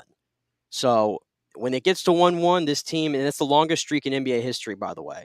So history will tell us that the Lakers are going to come back on Saturday at home, and they're going to win a basketball game. But for their ability to get out of this round and even go further if they have any of those aspirations, they got to have the Anthony Davis that you saw in the first game every night. And I feel like the other big men around the league, if you watch Jokic play, you get the same Jokic every night, no? You get the same Jokic. Every night. Embiid when he's healthy, because right now he's not really healthy. He's playing through it, which respect to him, by the way. He should be out for 4 to 6 weeks, they said, and he's playing through it. So respect to him for that. But when he's healthy, you get the same Joel Embiid. Any other big man, it's the same thing. You just don't get it with Anthony Davis. And as great as LeBron is, LeBron needs help. He needs help. And that's not taking anything away from his greatness. He needs some guys around him to make the plays. And he really needs Anthony Davis, because I don't think you can count on D'Angelo Russell from a night-to-night basis. He might have a game here and there where he'll drop 30. And Reeves and Hachimura, they're good players. Yeah. But you need Anthony Davis, man. Your stars have to be your stars. And right now, Golden State, they can count on Curry and Clay every single game. The Lakers right now just can't. Yeah, AD's got to step up and be able to play back-to-back games the way he played the other night. There's no reason. Everybody's like, 30 and 11 or whatever it was, or 20, whatever it was, rebounds. It's like, that was crazy good. That guy, as big as he is and athletic as he is, he should be doing something like that every night. And like you say, not the fact that he never plays, it's just time and time again, just goes to his toughness, his lack of desire. And, he couldn't play with Michael Jordan. I can tell you that right now. Michael would not be putting up with that. How about this? This was a shocker too in the NBA. The Budenholzer getting fired. In Milwaukee. I mean, the best record in the league. You bow out in the first round. I get it. Miami was Jimmy Butler's a hell of a playoff player. I don't care what Miami did in the regular season. They're a really good playoff team every year because they have a championship head coach, and they have Jimmy Butler, who elevates his game unlike anybody I've seen in the playoffs. So, I mean, Giannis got hurt too, like early in the series. Right. They just won a final 2 years ago. Yes. This to me is like, again, I mean, I hate to bring everything back to the Lightning because it sounds so homerism sometimes. Right. But I'm like, again. But they're a successful franchise. You have stability at the front, the head coach, John Cooper. How many times could the Lightning could have said, "No, we're good. We're going to go get a new guy. It's not working." They could have. But you got to stay the course, man. Like the Bucks are set up long-term to win as long as you have Giannis. And Budenholzer's a really good head coach. Like, why the turnover? Well, I don't understand it. There were some questionable decisions in late in games where he didn't use timeouts, but timeouts are so overrated in the NBA because what do? They run the same plays. ISO to Giannis. I mean, there's not going to be any great mystery. Maybe how you're going to get him the ball and where the screen's going to come from. But other than that, what are we really talking about here? It's the NBA, for God's sakes. You need players to step up, and you got to put your players in position to do it. Yeah, and who are you replacing Mike Budenholzer with? Right, exactly. Who are you replacing him with? Nick Nurse. What's the answer? What are we bringing in Nick Nurse? Which, by the way, makes no sense if you're the Raptors. You continue to fire championship coaches and guys who are coaches of the year. They fired 2 head coaches of the year in the last 4 years. Yeah, absolutely insane how the NBA works there. I'll answer this question. RJ Martin, I think he's a Nuggets fan. He said, "Any thoughts on the Nuggets?" I'll tell you this. I love them. I think the Nuggets, they were the number 1 seed, and nobody was talking about them as a threat, really. Nope. And I think it's because they've always just, to me, had a second-round ceiling. But Jokic has really showed up in these playoffs. They're deep, and I think they're running into the perfect opponent, believe it or not. I've been telling you all this whole postseason. The Suns are in trouble. The Suns are in trouble. I think if Kawhi Leonard plays that whole series against the Clippers, it might have gone differently because the Suns have no bench. This bench is horrible. It is. They cannot take Devin Booker out of the lineup and try to play winning. They cannot do it. And KD's been a little erratic. DeAndre Ayton is just bleh for me. And Chris Paul, I mean, it's every year. He's hurt in the playoffs. He's out for the next 3 games. So Nuggets are up 2-0. I think the Nuggets are going to take care of this series pretty easily, unless Devin Booker starts dropping 50 or 60 a night, which he might do, to be honest with you. And who's got an answer for the Joker for the Warriors? I mean, the Warriors, I think, are such a good balanced team. They can beat you in so many ways. Phoenix, as you had pointed out, they're just a 2-headed monster. Ayton can give you, he's a little like AD. He shows up every now and then, but not consistent enough. And then they gave away everything to get Durant. So they've got no bench. They've got nothing left there. And 2 stars, 2 stars used to be able to get you to the finals and maybe win you a championship. That doesn't work anymore. And you can't count on Chris Paul. So, yeah, I think Phoenix is in trouble. So it looks like Denver and the winner of the Lakers, which I think is going to be the Warriors. So I think it might just be the Nuggets year. It might just be the Nuggets year. We'll see. But the team coming out of the East, I don't know if anybody's going to be in Boston. So Jekyll and Hyde too half the time. Yeah, them in Philly. That's an interesting series because Philly gets them in game 1 and the Celtics blow them out in the next one. Again, Boston, to me, there's something missing there. There's just something missing with Boston for me. Late game, they're just terrible. Late game, yeah. the way they drawed up that last play, by the way, against the 76ers, which we didn't talk about in game 1. I'm not sure what DeMarcus Smart. What are you doing, bro? Let me just stick Tatum and Brown over in the corner, right? And let me just run the ball to Marcus Smart. And you might think, okay, maybe they were trying to get it to Tatum, who was running towards the basket. Marcus Smart didn't even look at him. No. He was taking that on by himself. So I don't like them in late games. And I don't really care for Philly right now because of Embiid's injury. And I know James Harden put up 45 in game 1, but that ain't happening again. He's very Jekyll or Hyde for me. Yeah. So the East is a little harder to forecast. But right now, I I think I'm probably leaning Miami at the moment. Miami? Miami. Big Jimmy Butler guy. I think they got the best head coach by far, and Eric Spoelstra, who knows how to get it done. They're deep. I think I'm going to go right now. I'm leaning Miami in the East, and in the West, I'm tempted to go with the Nuggets, but I'm going to go with Golden State. I've been telling you Golden State was going to figure it out at some point, and so I'm going to go Golden State and Miami right now. I've always, I'm a Warriors fan. I used to be a bigger Warriors fan than I am now, but I'm still. I love the way they play basketball. I love their team concepts. I love the way they adjust. They're to me what a little bit of, I don't want to say old school basketball, but they combined an old school and the new school with Draymond and Steph like better than anybody does it in the game. Kerr's he's a terrific coach. They're just the gold standard right now, and I think they figured it out. But the Joker's he's special. He's special. He's unstoppable. He makes everybody around him better. Maybe he's a little pissed off he didn't get the third MVP. I think he should be. He should be. I know he said he didn't really care or whatever, like he had no reaction to it, but I think he was the MVP of the league for the third straight year. I agree. I think he should have won 3. So I think if the Nuggets are going to get it done in this window, I think this is probably the best year to do it because I think Phoenix is flawed and I think the Lakers are flawed. So I think it's going to be them and Gold State. This is their best year to do it. Shohei Ohtani of basketball. Joker is. He does everything. He does. He runs your point. He's the best passer on the team. He's the best scorer on the team. He just does everything for you, and everybody plays around him. And he'll never. Well, he's gotten 2 MVPs, so he's gotten the respect that he deserves. But I still feel like there's guys out there, especially a lot of analysts, that just don't believe in his game because it's not flashy. Well, Charles Barkley loves his game. He loves his game, but there's a lot of other haters out there that are just, that's like you got to watch the results. I think it's unconventional, but you got to watch the results. It might be unconventional, but I have such an appreciation for it because the game is so fast, right? But he slows it down to to me, it takes so much patience to play that way.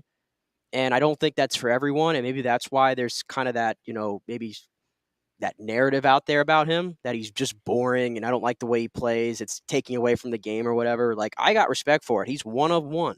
He is one of one in the NBA right now. And the Nuggets are going to go as far as he can take them. I used to say this about Magic. Magic could do anything that he needed to do on a given night, right? And he had the basketball to be able to know what he needed particular moment. If nobody was rebounding, he'd go in there and grab the defensive board that he needed to get. If the team needed scoring, if Kareem goes down, I'll give you 42 in the title game. Play center. In Norm Nixon and Michael Cooper and Worthy are all hitting their shots, I'm just dishing all day long, coming up with 23 assists. We need to stop them down defensively. What we can push. I get my guys going. I can do my thing. I can do whatever. Joker's the same way. Whatever his team needs on a given night, he can give them. He can just go give them, fill the void, and that's why they win as much as they do, and that's why he's the MVP. But I will ask. It ain't flashy. Yeah, it's not. I will ask you this before we wrap up the NBA conversation. In relation to Curry, because I said I think he might be playing, if it's possible, he looks almost as better as ever. Shots he continues to make. If he wins another finals here, and I think everybody thought last year was probably it for this core. It felt like the last hurrah, but they've come back this year and they figured it out. If he wins another final, Steph Curry, are you comfortable as somebody who watched Magic Johnson of putting him over him as the greatest point guard of all time? Because that seems to be the big debate right now surrounding Steph Curry. Yeah, I am. I think, people will say that Curry changed the game, and he did. He changed the game forever. So did Magic Johnson. Before Magic came along, 6'8" guys went to the post. Sorry, you're in the post. Stop it. You don't get to bounce the ball. Just get in there and shut up. That all changed. He changed the game for big men to be able to be skilled.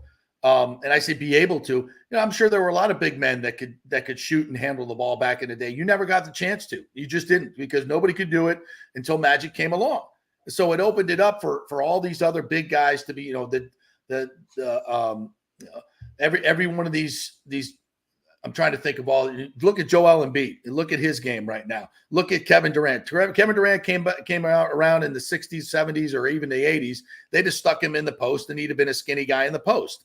But Magic changed the game. Now, in terms of taking shots, now that nobody used to be bad shots, that guys started to realize, you know what? If I work on making 25-footers and 27-footers, I can make them a lot. And so guys started practicing them and then making them, and then coaches started saying, okay, if you can make them, take them.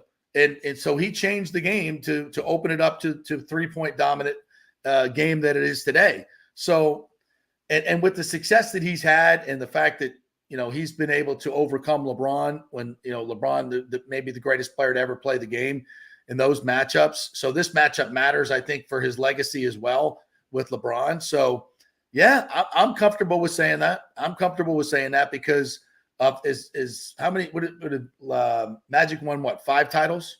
5 titles, yeah. Yeah, so this would be 5 for Steph. You look at the numbers. Yeah, I'm a Magic guy, but I think when you look at the longevity, the numbers that he's put up, the three-point shooting, the titles, all of that, yeah, you might have to give the nod to Steph. Yeah. I would agree. I would agree. All right, we'll take a break, come back in. We'll finish things up here, get you ready for the weekend. Kentucky Derby coming up this weekend as well. A couple other notes I want to get to in some of the other sports. So quick break, back in 3 here on the JP Peterson Show. Stay with us.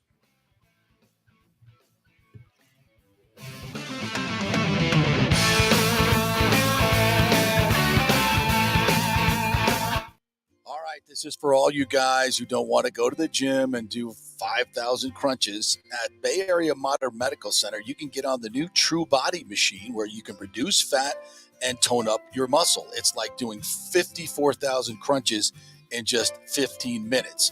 Define your body as you see fit. True Body offers personalized muscle stimulation that delivers the equivalent of those 54,000 crunches in just 15 minutes. Just get in touch with them at Bay Area Modern Medical Center, BAMMC.com. Chris Lugo and the team over there will set you up on True Body and get amazing results. Non-invasive with comfortable and little to no pain and zero downtime. You can isolate and target those areas that you want to improve and treat multiple areas simultaneously. It's an amazing machine, so check it out at Bay Area Modern Medical Center, BAMMC.com.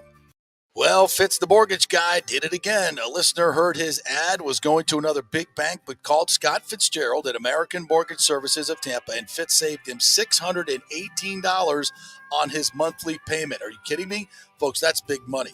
Rates are going up, they're going down, they're going all over the place. Scott will shop your loan and save you lender fees and get the best rates. Email him, scott@amstampa.com, or call 813-294-7595. That's Fitz the mortgage guy. Lots of stuff going on right now, and these rates are going all over the place. You need somebody knowledgeable in the market that will work hard for you and get you the best deal. That's my man, Scott. He's done 3 loans for me, done thousands of loans for local folks here, works with a lot of the coaches and players in the area. He's the guy. 813-294-7595, or go to scott@amstampa.com. Insurance coverage can be confusing and expensive. I mean, where do you start? Which companies can you count on to pay out fast and fair? Well, call the great folks at Italiano Insurance. It's a family-owned business. Jeff and Nat Italiano are carrying on the 60-year-plus tradition of giving amazing customer service and giving back to the community through their annual backpack drive for needy students and their support of the local pediatric cancer patients. But it's the customer service that sets them apart. They can shop all your insurance needs and save you big-time money.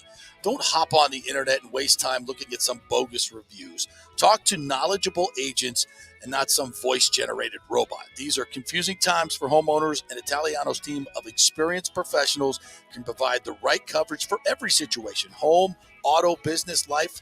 It's Italiano for all the pieces of your life. Call 813-877-7799 or go to ItalianoInsurance.com. Let's go. Right now, back to the show with JP on FanStream Sports. All right, welcome back to the JP Peterson Show here. Our thanks to all of our sponsors, including the Jeeves Law Group. Scott Jeeves came in yesterday. Appreciate him. Also, BAMMC.com, Bay Area Modern Medical Center, Italiano Insurance. Good time to do your insurance checkup, folks. I know your homeowners insurance rates are going up. Why not let them shop them around? You might find a company that could save you a couple hundred, maybe $1,000 here and there. So don't just go with the company that keeps raising your rates. I know you don't want to have the time to shop it around. You don't need the time. Just call the folks at Italiano and they'll do it for you. 813-877-7799. Just give them a call and say, hey, I just paid my bill. And even if you're in the middle of the year, you can still get a refund for what you paid and then pick up with the new insurance company. So don't let that stop you. It's always a good time to shop those things around. So give them a call at 813-877-7799.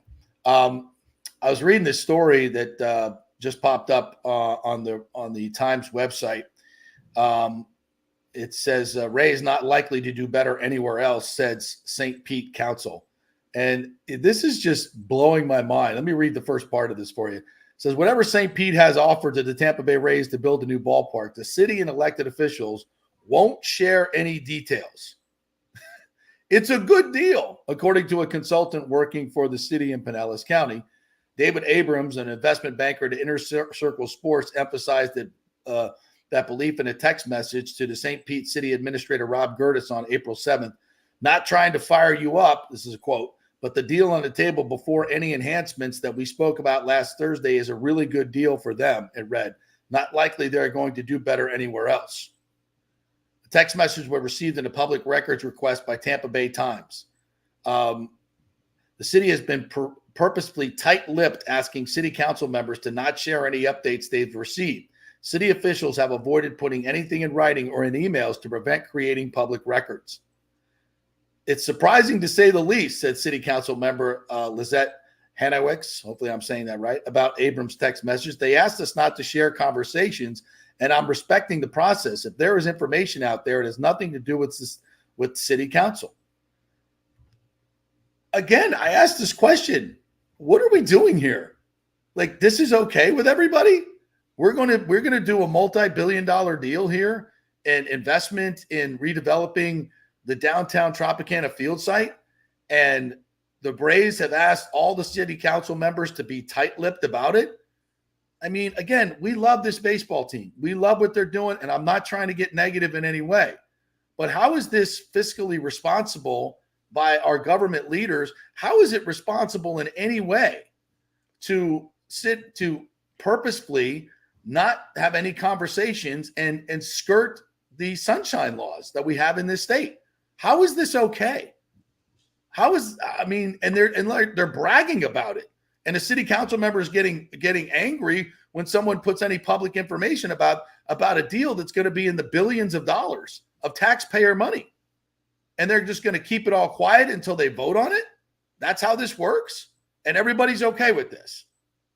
I mean, it sounds like, and not for nothing, but Stu Sternberg is being sued by his own partners who said he took tens of millions and screwed him out of hundreds of millions of dollars. And it's all in a lawsuit and shows a lot of, at the very least, dishonesty with his partners. And he's telling you, St. Pete Council, hey, keep it on the down low, all this stuff. We don't want anybody to know about it. Don't talk about it in the press. Don't even put it in your text messages. And this is okay? This is the process? This is the government process? Anybody want to ask the mayor if this is okay? And he's okay with this? I'm dumbfounded. Why are people not upset about this? If you're a St. Pete resident and you don't want to spend $1 billion on a new stadium on a failed location, I think you might want to have some input in this. And there's not going to be a vote on this. This is going to be the city council voting on it. How much? I mean, I'm not saying there's any corruption here, but it's sure setting up an environment for a deal where they give a lot of public money to a private business owner, a billionaire, without a whole lot of public discussion on what the deal is going to be. Not even any feedback from the public at all. Let's see what the deal is. How much are we giving Stu Sternberg? How much is, who's paying what? And we're just, and we want to keep it all secret, and that's okay. No, it's not okay, folks. It's not okay. And I appreciate the reporters from the Times trying to, making their best efforts to get this information. But the fact that, I mean, is anybody asking the mayor, why are you keeping this so quiet? Why is there not public discussion about this? You know why? Because he's getting ready to spend $1 billion on a stadium in a failed location because he doesn't want to, quote, lose the Rays, which is ridiculous. You're not losing the Rays if they build a stadium in Tampa. And, people want to talk about Tampa doesn't have any money. Well, Tampa's never going to give $1 billion to Stu Sternberg to build a stadium. And you know what Stu's going to do? He's going to get the stadium built, take all that public money, sell the team, and be gone. And we're going to be left with a stadium in a bad state, in a bad location. And it's the worst. And when the team gets bad, and it will get bad, that's the way baseball works. Nobody's going to show up, and you're going to have a white elephant there in the middle of downtown St. Petersburg where you could have built a convention center that would be much better use of the public money. And a mayor and city councilman, who knows what they're getting in secret for their votes. That's not the way the process is supposed to work at all. And I feel like this is going down a very bad road. This is how it got done in Miami, right? And what ended up happening? They're spending after financing, $1.5 billion, maybe $2 billion on a stadium that's in a horrible location because the city council got paid off. They didn't want to lose the Marlins to Broward County or somewhere else where it would have been better built in a more central location. So we're going to do the same thing here. We're going to let the corrupt process continue. Now, I get it's not my money. It's not my taxpayer money, but it's yours in St. Petersburg. Are there any residents of St. Petersburg that would like to pipe up and say, hey, let's see what's going on. Let's see what's this great deal that you're getting that we're hearing about? What is this great deal that we're giving Stu Sternberg to keep the Rays here where they don't belong in terms of central location? I mean, this is beyond bizarre. It's beyond bizarre. And folks, for those of you who say, well, listen, at this point, I don't care where it is because I don't want to lose the team. The team's not going anywhere. They're not leaving this market. What you don't want is a stadium in a failed location. You don't want that. And that's what's going to happen because then you've got attendance issues that are going to keep popping up. And just simply and you could do so much better in Tampa. Everybody knows this. This is not conjecture. It's data-based fact. You'll have bigger crowds, bigger capacity, more businesses for premium seating means more revenues, which means you can keep up with the big boys in terms of payroll. That's the synopsis of it. You can't do that in St. Petersburg. And the dream of winning on a 69 million is not as great. It's not going to last forever, folks. So we need to be more long-term thinking, and Major League Baseball needs to be more long-term thinking. And for God's sakes, just in terms of legalities and a fair process, shouldn't the people of St. Petersburg know what's going into this before their city councilmen vote on this? Are they, if they want to keep this process secret, that's fine. Can we get a pledge from the city council that once you get the process and you get your deal out there, that you have a month of public comment to see what before you vote on it? Can we get that pledge? Or a couple of months so people can digest what the deal is and give some feedback to the city council? That seems fair. Can we get it? While all these city councilmen are answering questions about how all the lengths that they're going to keep all this secret and under the table, can we at least get a pledge from the mayor that says, once we get this thing worked out and what the deal is going to be, we're going to present it to the public for public comment? Are we just going to ramrod this deal through and vote in the middle of the night before the deal has even gotten any public comment? Let's see what happens. But I think those questions should be asked more than anything. All right. Anything else out there that we need to? We do have a Kentucky Derby tomorrow, believe it or not.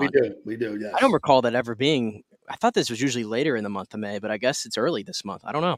But we got the Kentucky Derby tomorrow. I've already begun looking at my odds for this weekend, and let me tell you who I'm picking for this week. I don't know if you've looked at the field, but have not. Remember last year? It was Rich Strike who got the winner. Was the winner last year, and that was the horse that had the least odds, if you recall, that got in as an alternate, I believe. Right. Yes. So who am I picking this year? I'm picking the alternate for this year, who got into the Kentucky Derby because somebody was scratched due to having a fever. How about that? A horse has a fever and has to get scratched from the field. And the horse's name is Cyclone Mischief, which I love the name. Cyclone Mischief. It just sounds badass. Horse has 7 career starts, 2 wins, and 3 third-place finishes. So I like the small history there. 30-1 long shot to win. And they just came off a victory in the Florida Derby as well. So it's your hometown horse. Hometown horse coming in hot. Lightning strikes twice again. I think the long shot is going to get it done tomorrow at Churchill Downs. A 23-horse field? 23-horse field, yes. That's a lot of horses on the track. It is. For those who are just interested in the favorite, also a great name, Hit Show. A 30-1 favorite is Hit Show. Hit Show? Well, it can't be 30-1 favorite. That's what it says right here. It can't be a favorite at 30-1. I'm looking at it right here. It says 30-1. Really? Well, that's got to be my favorite right there. Hit Show. Oh, you know what they did to me here? Hold up. Time out. You know what they did to me? They did not put the odds in order here. All right. Oh, there you go. That Hit Show's going off from the first post. Yes. 34-1. The horse that's going off in the 5th post is Tap It Trice, and that is 5-1. That is your favorite. Tap It Trice. Tap that app. Followed by Forte and Angel of Empire.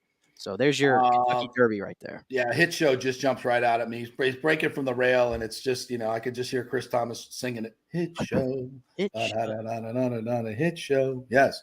Greg Vaughn and Vinny Castilla. I'm going with Hit Show. Absolutely. Oh, it's perfect. All right. Our thanks to Doug Waechter, who joined us today, and Mike Nabors. Professor Nabors joined us today. So that was really fun. Great interviews both. Go check them out on the app. Just tap that app, FanStream Sports. Download the app if you can, or just go to fanstreamsports.com. Have a great weekend, everybody. Go Rays, and we'll talk to you on Monday.